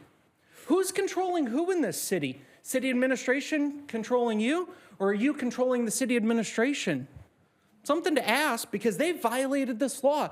I allegedly, it was never proven, even though I got kicked off this council, it was never proven that I harassed a fellow member of this body. Allegedly. Didn't break an ordinance. All I broke, allegedly, was the ethics policy. It wasn't even in place. I wasn't an employee of the city of Rochester. Here you have a city attorney and a city manager breaking our laws. It's a law here in the city of Rochester that you must vote on the sale of property taken by tax deed, either by simple majority or 2/3 vote, depending on which route you take. Now, a while back, the old VFW property came before you asking for a variance, we'll call it a variance, on their past owed taxes. I don't know if it was this body or the previous council that voted on it, so excuse me. You have 10 seconds. You guys voted on that. Did you guys vote on the $25,000 that this person didn't pay? Listen to these people. They know what they're doing, unlike you.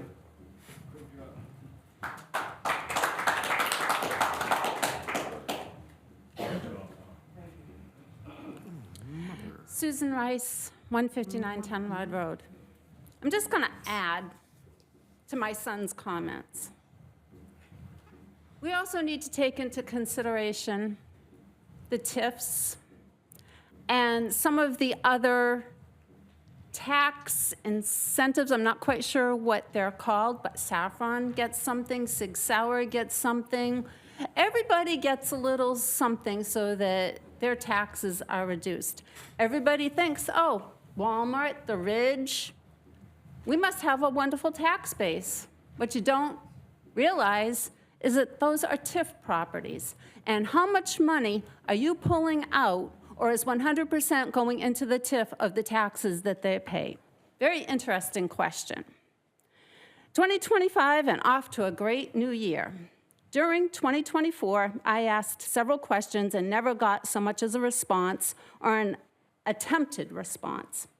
I guess when one sits high on the perch and only must answer one person who hires him or her, then you need not have to deal with the little people who pay your salary. Accountability and transparency, something that is lacking. I have asked several times why the city attorney does not have to provide a monthly report like all the other departments. I ask you city councilors, do you know that the court case involving Rama was in the Superior Court docket last week? Do any of you know? And the only reason why I know this is because I go to the county commissioners' meetings almost every single week, that the city of Rochester, the county commissioners are like a pass-through or a holder of a grant, the JAG grant.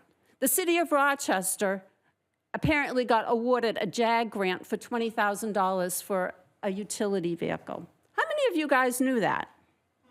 In the past few months, 3 proposals have come before codes and ordinances, which the city attorney eagerly takes a seat during those monthly meetings when they are not canceled. 2 of the 3, and perhaps the 3rd, have either been turned down or sent back to the so-called professionals. How much time and money has been spent, and could this time and money have been better spent and managed? As we heard tonight from several people, it appears that the feathers have been ruffled once again, and more of our hard-earned tax dollars squandered away against us. Social media has been abuzz about certain communities not receiving trash pickup or other services. As each year passes by, our window on the closing of waste management is coming closer. This past January, meaning last year, the bag fee was instituted, and yet no one can tell me where this revenue is going. How much does it cost for the city to implement this, and is it an added tax burden on those who do not utilize it, i.e., the professional staff time? Are we realizing a net profit or loss on this? I know that it is in the contract with Waste Management, but was it our responsibility or is it Waste Management's responsibility for these bags and the fee? The transfer stations are complicated, and disposing of trash is not only a city of Rochester thing, but a county, state, and national thing. It would be nice if the spotlight could be shown on this issue and that the city of Rochester could be a leader in this. Thank you. Thank you.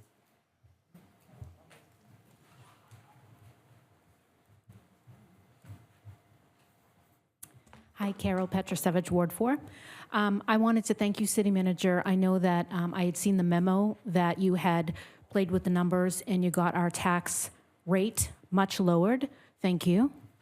I did have a question, and I was hoping that maybe you can put a memo out, because I think we have a small number of staff in the assessment department, but maybe you could put out a memo. When they gave us the here at this meeting, they explained how the tax assessment rate would be, and it was like 98% if you had a trailer and 95% if you had a 2-bedroom home. But I think she said it was, I don't know if it was a municipality that told her she had to do it that way. And so as we all know, municipality is helpful. Associations, we need them. But I'm looking for, if you could put whatever the New Hampshire law is or federal law is that says how you evaluate based on the selling value. I called a realtor to understand a little bit more, and I remember, and so any high school kids that are watching this tonight, and you have to watch this for their schoolwork, when you buy a first home, you have all these assessments and you don't get it, and so you have one assessment that you pay for your house insurance, that if your house burns down, it's to rebuild your house, right? The cost of lumber and to rebuild your roof. So that's one assessment. And then there's one of if you're trying to sell your house and they look at other properties in the same town, that's your size house, your size lot, that type of thing to compare. That's like a sellable value.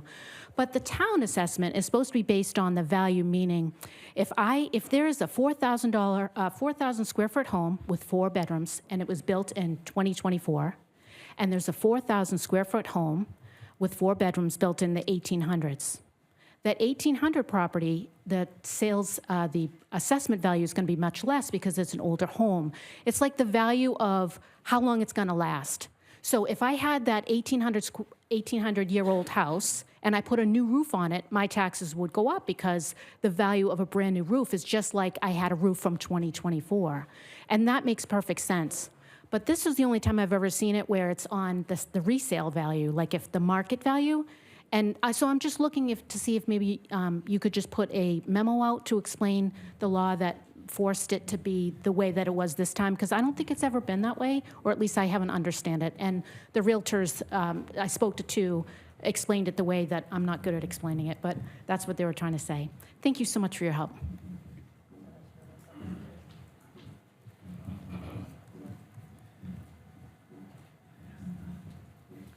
Sheila Hall. I live at 33 Royal Crest Mobile Home Park. Proud to say so. I'm sorry Kevin didn't get to speak long enough, but you probably saw the article in the paper already. I live in a 1971 mobile home. We've done nothing to it. I've been there 30 years, okay? My home went from $39,900 to $139,000. Yeah. I called my insurance company, and just as this lady just said, because of depreciation, my insurance company will only cover it for $50,000. Of course, a little more for the stuff inside it. So I asked around and I got the same because, and I quote from the insurance companies, mobile homes depreciate at a much faster rate. So my question to you is, how can you do that to people, okay?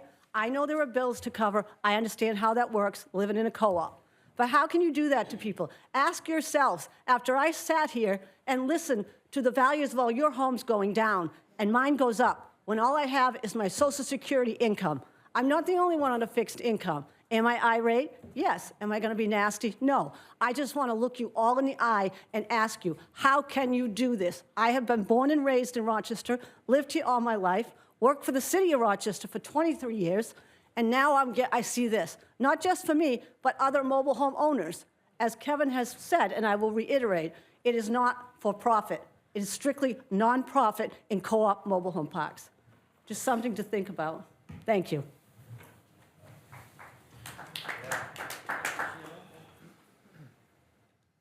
Just ask, just keep the applause out of respect. Just keep the comments to yourself.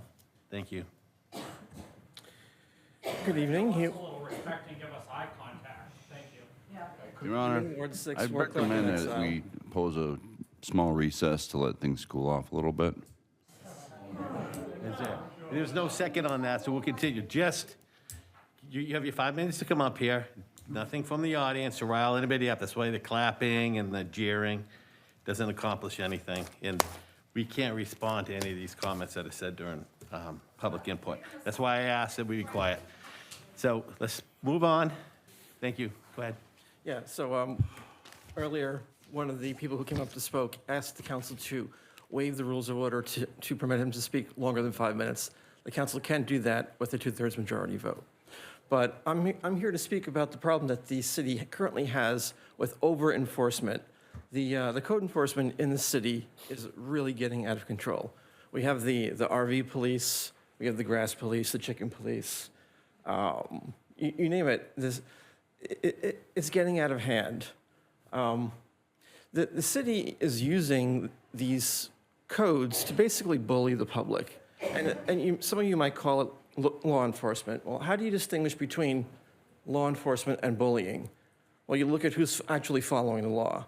When it's the citizen who's breaking the law, and it's the city that's enforcing the law, yeah, that's legitimate law enforcement. But when it's the citizen who's following the law and the city that's breaking the law, that's just bullying. And who do I see the city bullying? I see the city bullying people who are least able to defend themselves. The poor, the homeless, the disabled, people who are least able to stand up for themselves are the people who get picked on, and that's typical of any bully. But the city has now taken that bullying to a whole new level. The city is now picking on the dead. I recently saw something happen in my neighborhood. This is just a few houses down from me, 3 Ella Court. I was out there one day and I saw that the building was posted with an eviction notice, and the tenant was there moving out their stuff. The guy who lived there recently died of cancer, and the city comes by and posts this eviction notice. When a family is grieving the loss of someone who died, you shouldn't be there evicting them. You should be there offering them referrals to the welfare department, asking them, how can I support you in your time of loss? This takes the bullying that the city is engaging in to a whole new rarefied level of depravity. How dare you pick on someone as defenseless as the dead? How dare you pick on a grieving family like that? How would you like it, Mayor, if you died of cancer and somebody came to your house and evicted your family, your grieving family, from the house that you left for them? Hey, just for the record, you didn't say your name. I did. The clerk I mentioned wasn't you able to did. hear you. I identified myself when there was other speaking going on. Human Ward 6, Ward Clerk in Exile. Thank you. Thank you.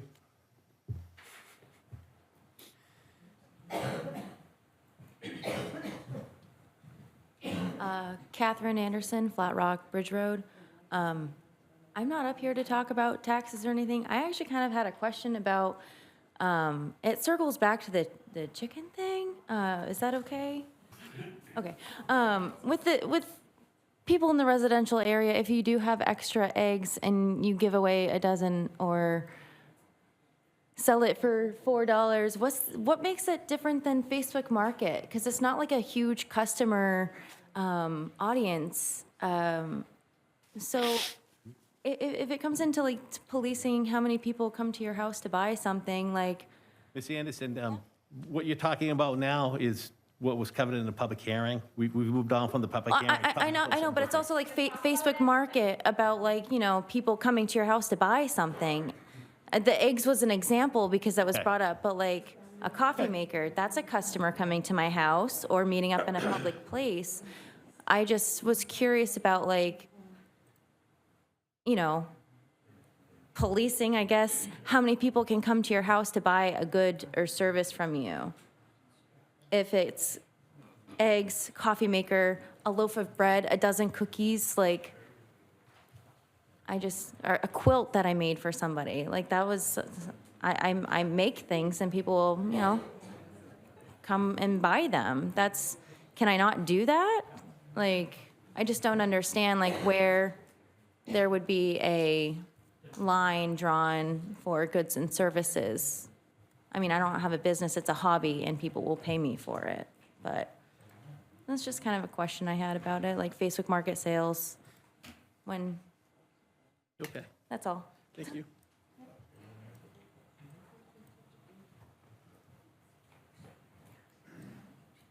Good evening. My name is Charles Croft, 27 Crosswind Lane, Stony Brook Mobile Home Park. Not a good speaker, so excuse me.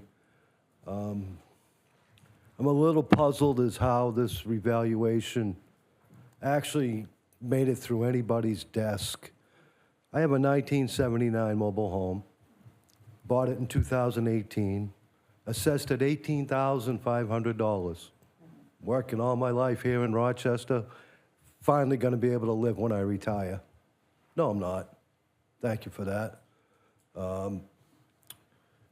To go from $18,500 to $99,800 in such a short period of time is unacceptable when The man I work for is a millionaire, has a 4-bedroom house in Rochester, and his taxes went down $600. Not his valuation, his taxes went down that much. He thanked me for that. It's not funny. I live in a mobile home park where I'm the treasurer, and I do everything I can as a board of directors in the co-op to keep it affordable for the people that aren't as fortunate as myself. I'm still able to get up in the morning and go to work. There's a lot of people that cannot. They're already wondering how to pay for their medicine that went up last month, or to get food at the market that went up. They can't go to work. They're 85 years old. Do we want them to? Probably not. But I have 2 drivers that work for me that are in their 80s, and this is why they're doing it. Why do we find this okay? I don't get it. I get we need to pay our bills as a community.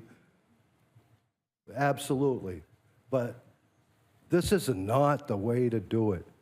I really would like you all to think about what you've done to your seniors in the co-ops or the over 55 community. I guess it's probably not politically to call them seniors anymore. I don't know.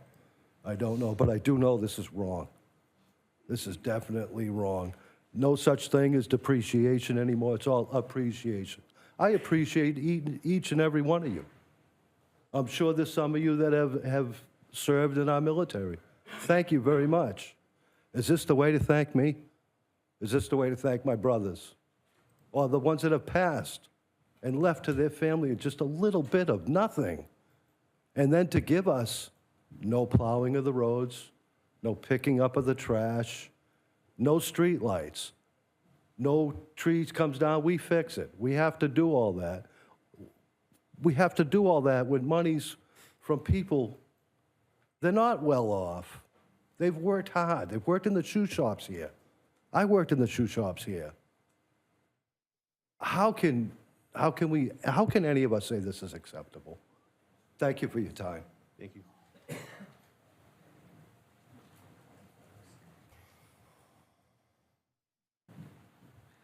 I'm Donna Martineau, 23 Crosswind Lane. I'm the president of Stony Brook Co-op. We are a 55 and over community. Most of our residents are 70 and over. I have fielded many, many phone calls from people in our community that don't know what they're going to do because they cannot afford their taxes. A lot of our homes, like Charlie that just spoke, a lot of our homes are, my home is 1981. You can't tell me that I can, excuse me, sell my home for the $123,000 that it's now assessed at. You can't tell Charlie that he can sell his home for $99,000. This is just unbelievable that that the city can allow this to happen. And again, these are people that are senior citizens that are on fixed incomes, a lot of them, and they can't afford this. And the paperwork that they would have to go through to do the senior exemption is mind-boggling. And that's mind-boggling for someone who could do it. I can't imagine someone in their 80s that would sit down for 2.5 or 3 hours to try and figure out how to do this paperwork. We appreciate everything you do. We appreciate that you're in a tight situation, but you can't raise the taxes on the backs of people that cannot afford it. I'm not saying anybody can afford it, but my taxes increased 250%. I can afford it because I'm younger. I can work. But again, like Charlie said, most of these people in our park cannot work. And they don't know if they're going to have to move because they can't afford the taxes, the tax bill that just came out. And mobile homes do not depreciate like houses do. They depreciate a lot less, and the depreciation on my house is 33%, and my home is over 40 years old. So I appreciate anything that you guys and women can do to help us out, because we need help. Thank you. I would like to, can I defer the rest of my time to Mr. Brigham? No. I cannot? No, First, you can only go 5 minutes at a time. Thank you.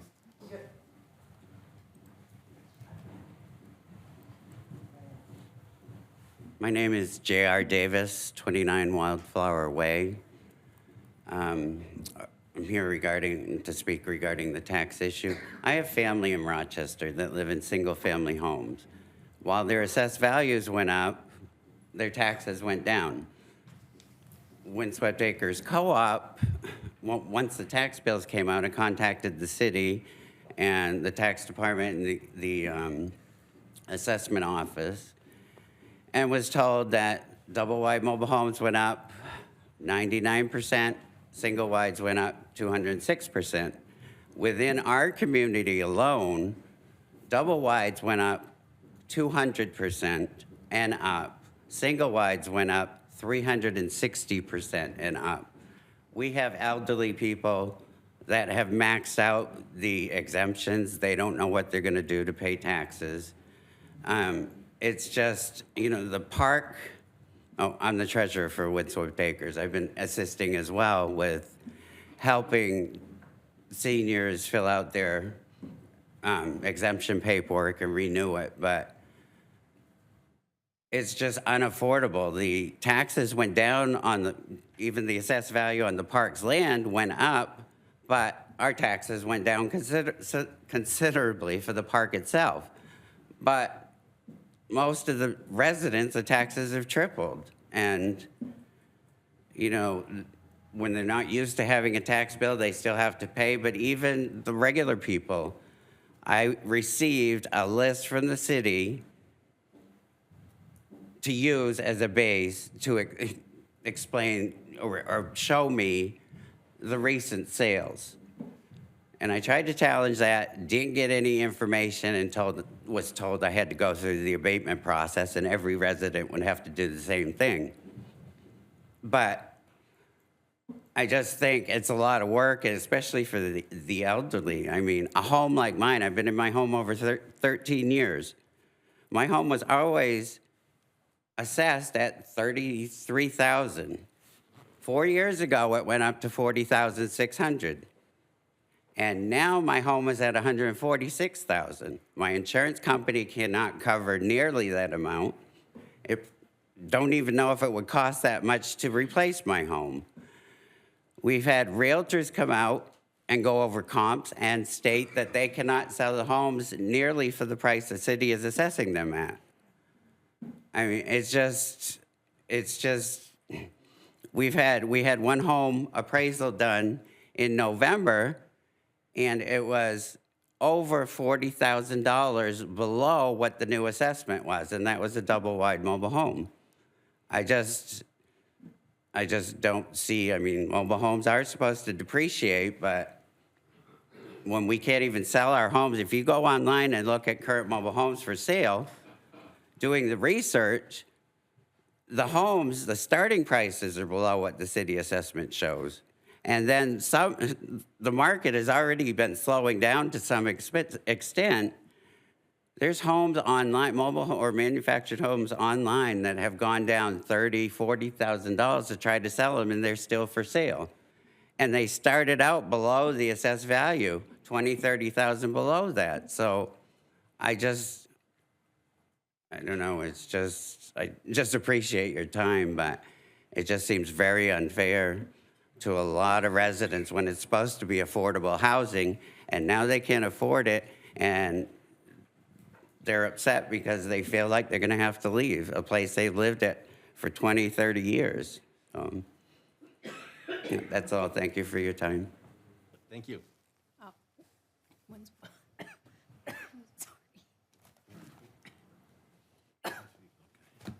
Do you mind if I use my last 30 seconds?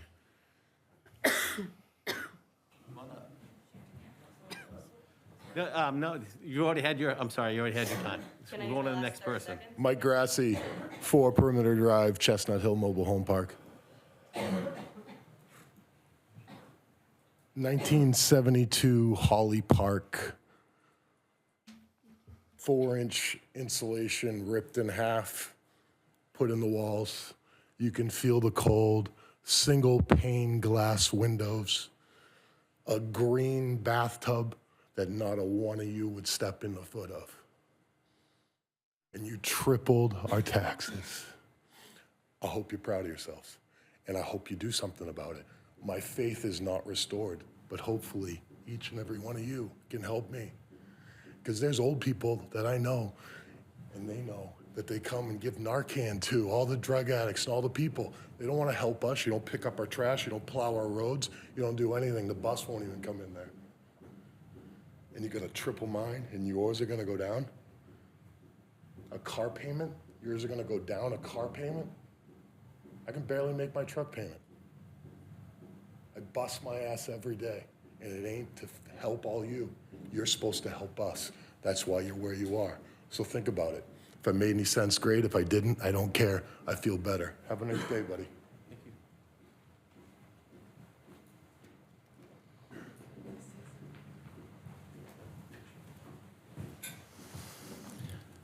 Good evening. My name is Bob Williams.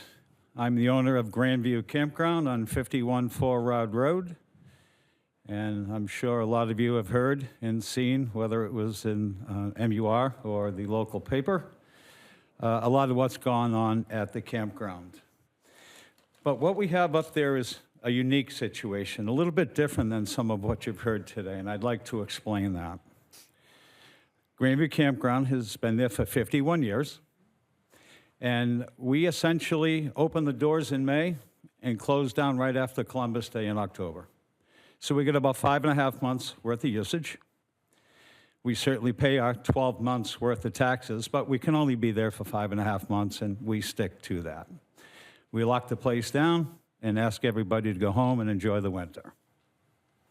We've actually never been part of that 5-year gap in the assessment, and I want to explain how it works at Grandview.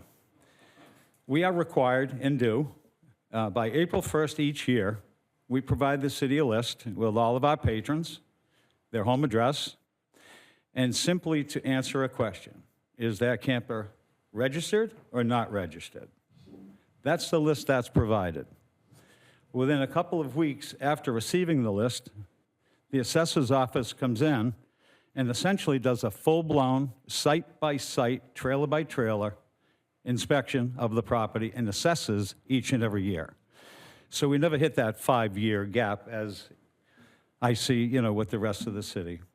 I do own some other properties in the city. I've got my assessments, and I'm actually okay with a lot of some of those assessments, single-family home assessments. But the situation that we're faced with is that when this started, again, Grandview having been there 51 years, for the first 45 years, there was no such thing as a private or personal property tax. This new CMR law came in. The city adopted that law and decided it was going to assess each family within the campground based on the value of their trailer and what may be in front of their trailer, a deck or a screen room or whatever the case may be. But when it first started 5 years ago, we had a very great feeling with the city because they really honored, and we were very proud to be part of this. It was based on trust, and let me explain that. Whether one of our customers, if our trailer was registered, they were exempt from taxing, and they would pay tax on the deck or the screen room. If they weren't registered, we were not to worry. Reason being, almost the same exact evaluation numbers were used that somebody would pay at the counter getting registered. So essentially, whether somebody had a plate on the back of their trailer through registering or not, the city had always, in all honesty, for the last 5 years, been within dollars of what it would cost to register.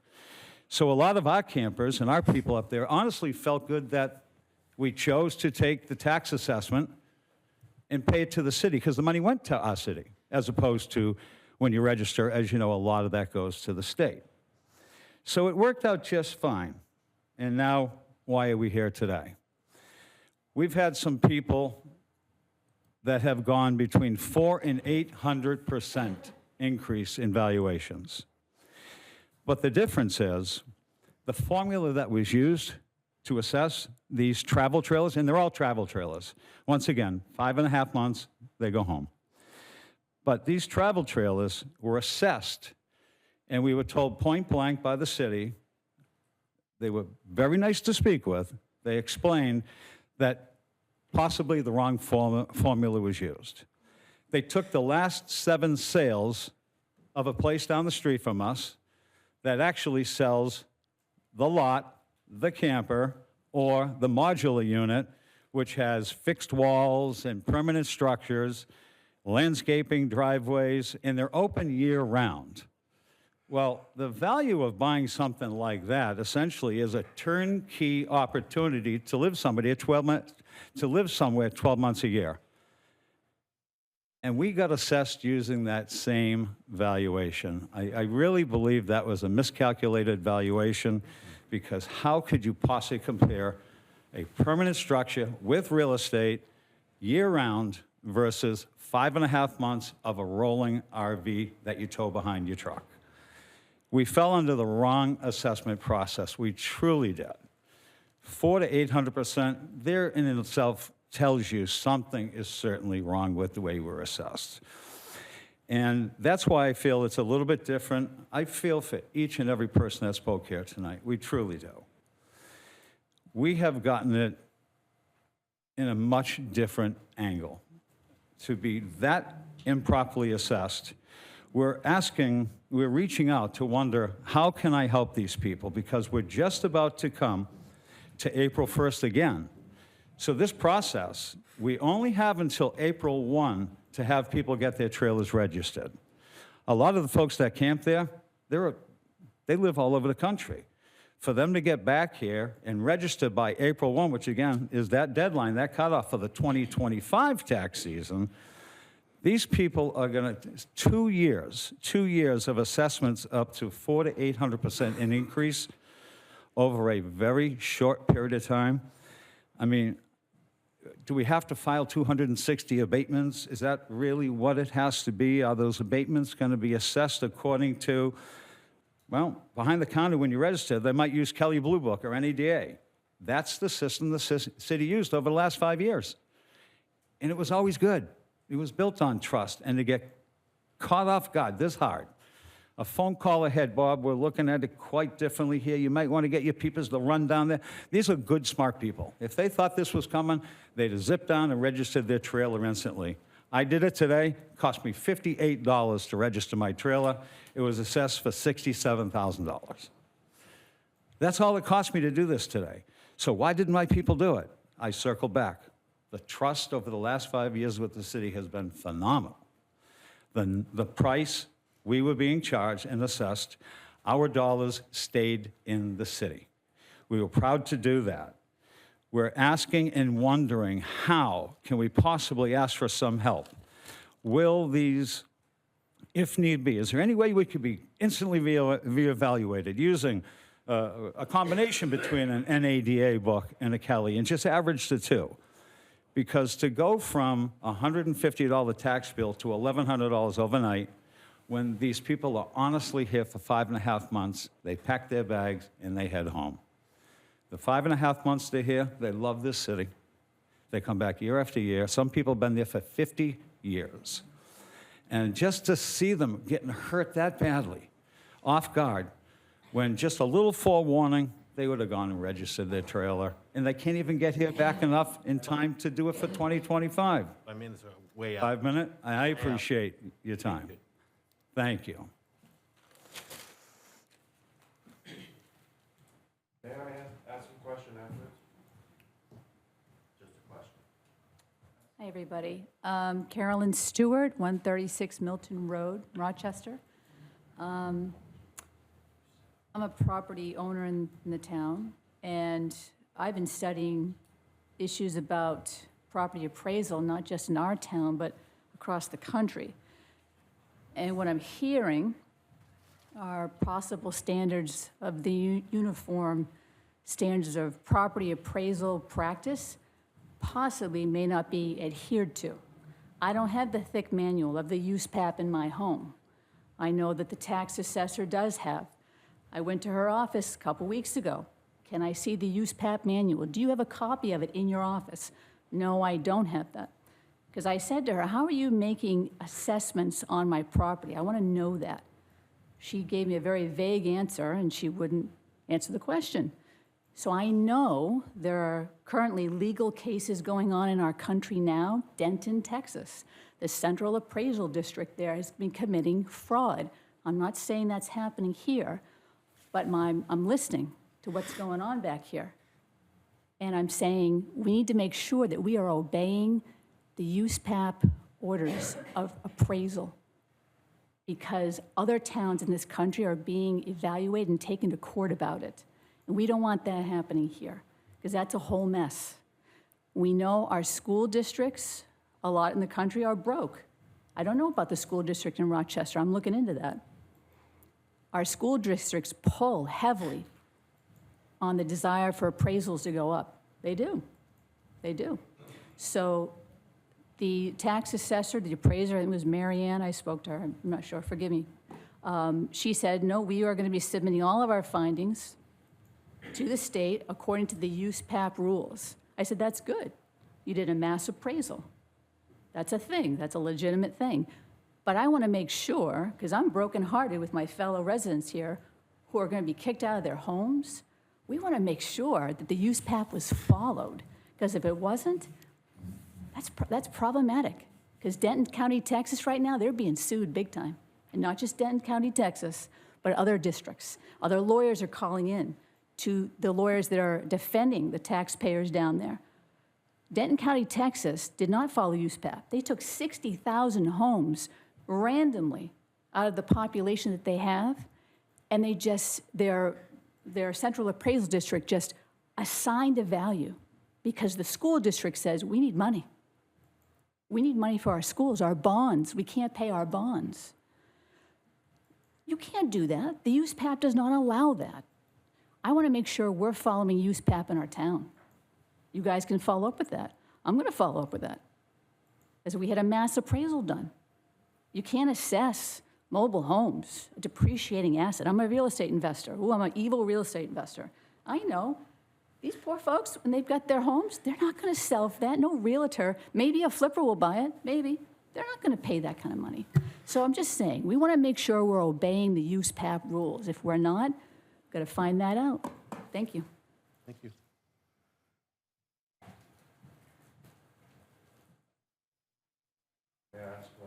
There's no questions, there's no back and forth during public input, sorry. There's none. Does anybody else like to speak to public input?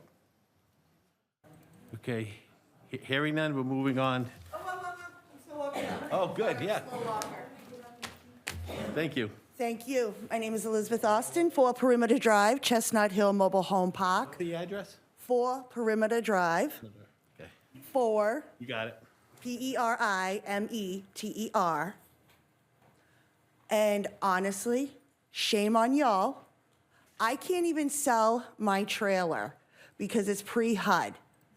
And now with these taxes, 2015 first bought it, I think it was about 20 grand. Now, just like this gentleman, wherever you, it's ridiculous. What's gonna go on? What's gonna happen? Chirp, chirp, cricket. Is anything going to be done to help us? There's No? no back and forth here, you just tell us. This is public input. Okay. He's out. No wonder why this town has the problems as it has. Hi, good evening. Good evening. My name's Penny Landry. I live at 44 Dustin Homestead. I was just wondering if there was any possibility to have this published with the minutes, the handout that was given to everyone this evening. If it could be published with the minutes, we'd appreciate it.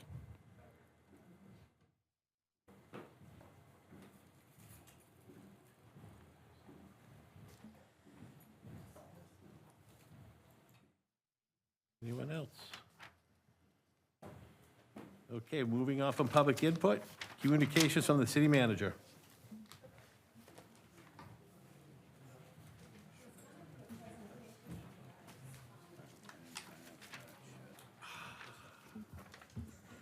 Thank you, Your Honor. For online public input this evening, you have in front of you one from Valerie Labrie, subject the plant-based treaty. Richard Parsons, subject support for acceptance of Ida Circle and Bovee Lane. And then one from Susan and George German, subject respectfully request corrected valuation. I have two items for you this evening. The first is that just notification that our auditors were on site last week, and they've been keeping our finance department very busy as part of their annual testing for the audit of our financial statements. Once we receive the final audit, that will be presented directly to City Council. And then the last item I have is that Rochester Recreation and Arena is hosting a winter festival this Saturday, January 25th at 3 p.m. at the Rochester Common. This free, family-friendly event features s'mores, hot cocoa, touch a truck, and music by Geyer Travel. Enjoy skating on the outdoor ice rink, weather permitting, with limited skates available. The event is supported by Rochester Police Department, Rochester Main Street, and the Commons Church. And the Commons Church will collect donations for the Spalding High School Raider Station Student Pantry. They especially appreciate non-perishable snacks for donations. And that concludes my report. Thank you. All right. Mayors, I just wanted to thank the city assessing department. They've obviously had a lot of complaints the last month or so since the taxes came out. And I've heard nothing but positive feedback from the folks who have got in there and been emotional. And, but they have said that the assessing staff has been absolutely professional. So I appreciate the work they do in the assessment office. I don't know if any of you, the city council, had a chance to check out the new city clerk's office up at the community center. I got a chance to see it last week. It's really, really nice. I like how there's some privacy now. Before it was just a little lobby there for everyone to gather. So that looks good. And a few comments on the, you see on the mayor's report, it says reevaluation recap. Just a few things I want to mention is, you heard a lot about residential properties staying the same, going up, going down, and sure, mine was picked up, that went down over $800. Yeah, it did. When I bought my house, it's a Cape. It's just this little standard Cape with a two-car garage. When I bought it for $160,000. It's now assessed at over $550,000. So my taxes have gone up, and they went up. You know, for the last tax, my wife said, I thought you guys was way too high. So my Cape went from, you know, the last Texas assessing office, I think it was $370. I could be wrong on what it was before, but now it's up to $550. When you apply the new rate at $1,448, there is a drop. But my value of my house has gone up almost 400%. So the reason I bring that up is I was overtaxed, okay? Yeah, now it's fair value. Number two is housing. As we know in New Hampshire, housing costs in New Hampshire, we've seen the prices go astronomically up over the last 10 to 15 years. And when we had the reassessing value, it was based on what these houses are selling for. So they've been fixing, so the residential housing has been feeling the brunt of the tax increases. I mean, Councilor Walker's been on council for a while, Councilor Hammond's been on a while. You guys have heard it every time we've had assessment from residential homeowners. They still have gone up, but what happened with mobile homes and manufactured housing is, especially during COVID, a lot of folks wanted to move into New Hampshire because it's a free state and it's a desirable place to live. There's such a low volume on those first level houses because there wasn't much of them out there. They started buying mobile homes, and that dropped up the price. And you had other folks who were, you know, would fix up a starter home, and they started to fix up mobile homes, which again moved up the price. These are market forces. This is not the city of Rochester saying, all right, we need more money, let's pick on the mobile home parks. It's based on what the market is. And I know we've heard from some folks that at Royal Crest, and I was trying to get some of the addresses before. But let me just tell you the last few months, the houses that sold in Royal Crest.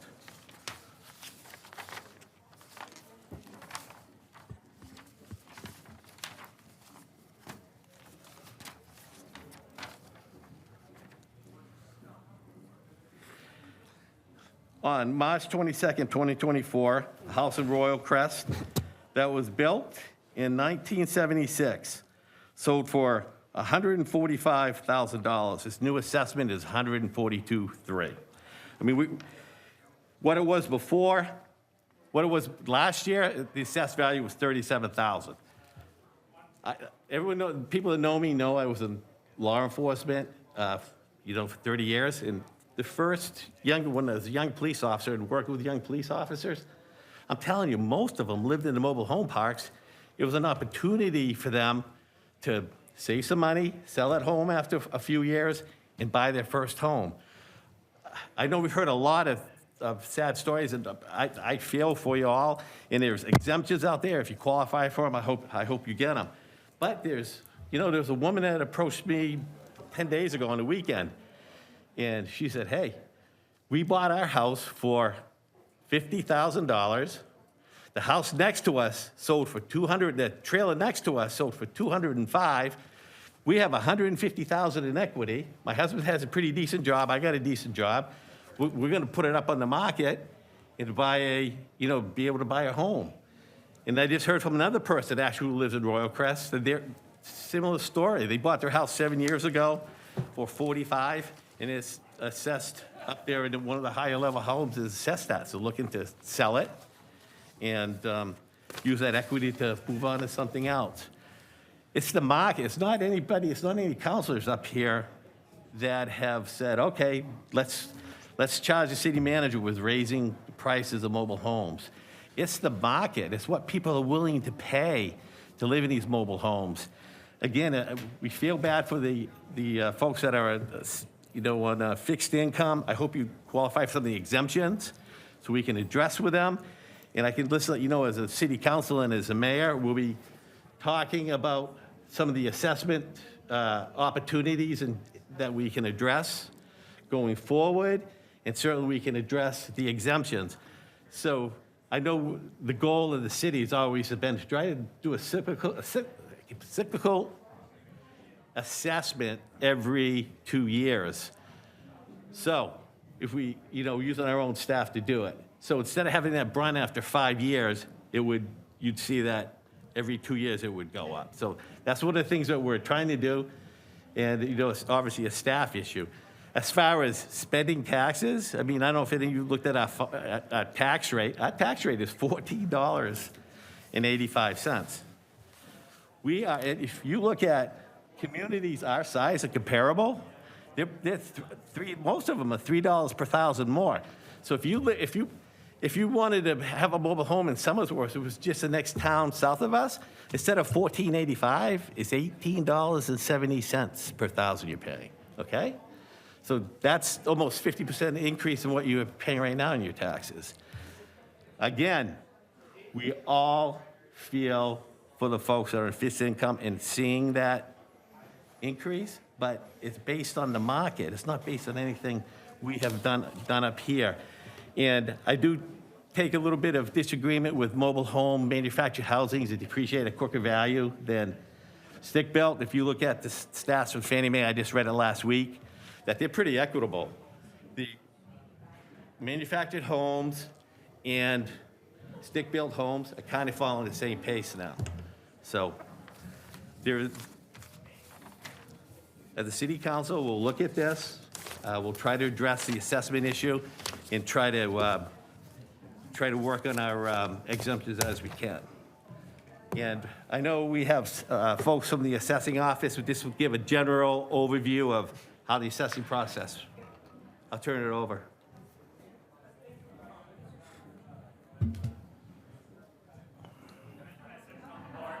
Good evening, Mayor and Council. Thank you for having me here this evening. I wanted to do just a little bit of follow-up on the revaluation. Our office has been very busy, as you said. The tax bills went out, and then there's been a lot of questions. One of the things that our property owners didn't understand is that under RSA 75-1, if you read through that, it gives us exceptions that we can do to not fully put properties at market value. And at the very end, it says that, and all other taxable property at its market value. So our goal and what we're supposed to do is to bring all properties to market value at least once every 5 years. And yes, the market in 2019 was very different than it is right now. And this has happened not just in Rochester, but all over the state of New Hampshire. The properties that are being most affected are our mobile homes, our smaller capes, our condominiums. Those are properties that were valued at lower values in 2019, and homes that were our larger colonials, our larger contemporaries, those were already valued higher. And as people tried to use purchasing power to buy new homes, they started at whatever the level of market value that their jobs would allow. What could they borrow, or are they using cash prices? And between 2019 and 2024, we had a very large increase in market value, with those lower priced properties from 2019 raising up because people are in competition for those lower valued properties. And it's interesting that it was mentioned here tonight that there are particular counselors that their taxes went down. And I've been doing assessing for 25 years, and in some years I've assessed 5 towns at the same time.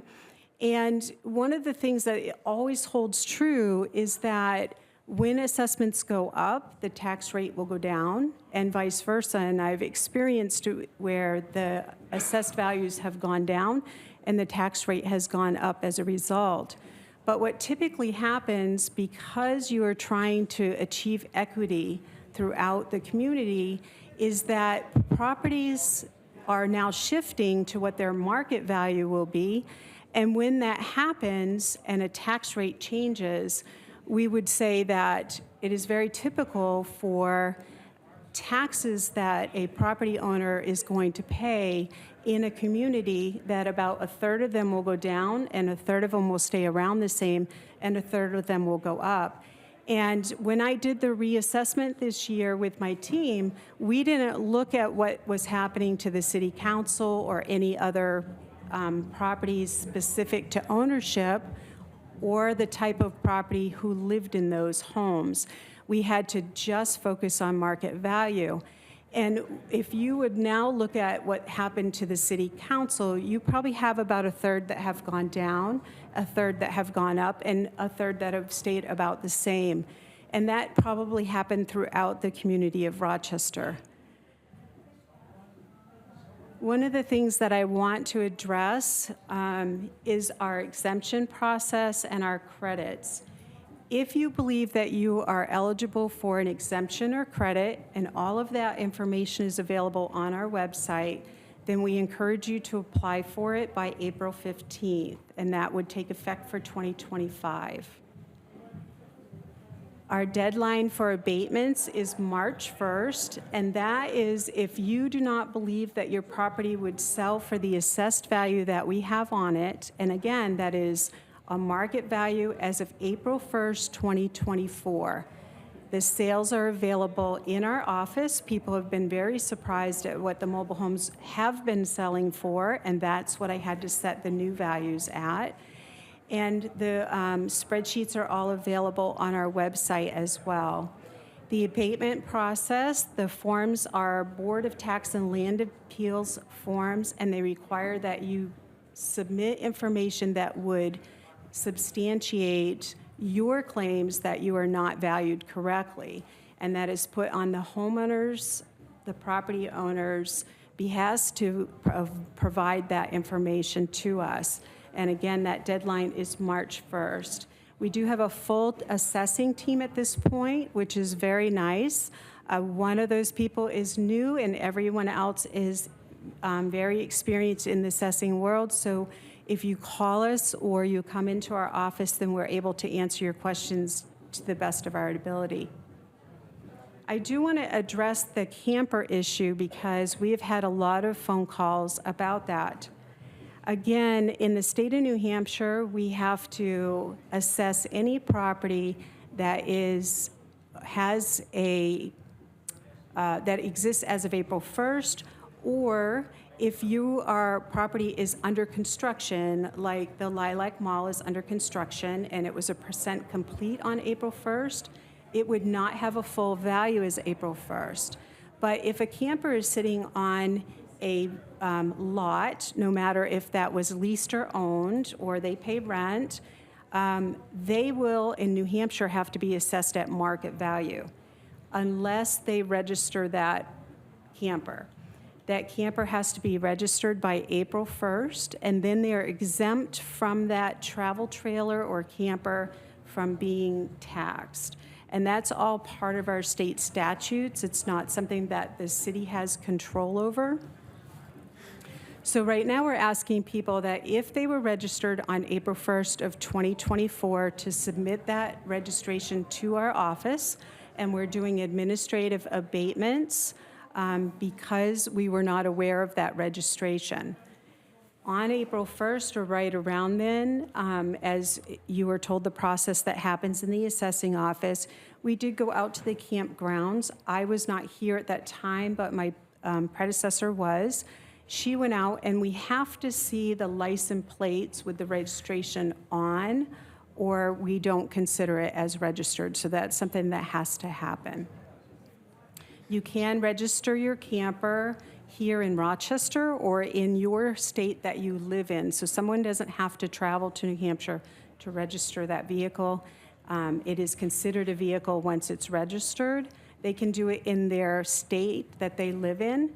And one of the problems with that is that some people may have to pay sales tax on the campers. So that's why they would like to register it in New Hampshire. Those things are all available to us, to the property owners. And I encourage anyone to call our office if they have any questions. We are there to help with any of the exemptions and credits and the abatement process. The one thing I will address is the USPAP report. This is a requirement by the state of New Hampshire that I will submit a USPAP report. That was actually just finished today. I was on deadline to get that done. It will go to the Department of Revenue first. They will look over it. There are 53 items that I have to have in that report. It's not just 10 pages long like when your house gets appraised. Because we appraised a whole community, it's probably about 250 pages long. They will go through it and make sure all of the documentation is in it that they require, and then it will be available for public consumption once they approve what I have sent in to them.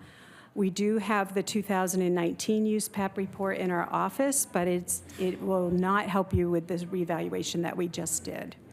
So I'm hoping that that covers some of the things that we have been experiencing in our office and some of the items that you may have been getting phone calls about. I do encourage even you as city councilors to give me a call, make an appointment, and come in if you have questions about your property record cards or any assessing questions in general. I can do my best to help you so you understand the process. Thank you.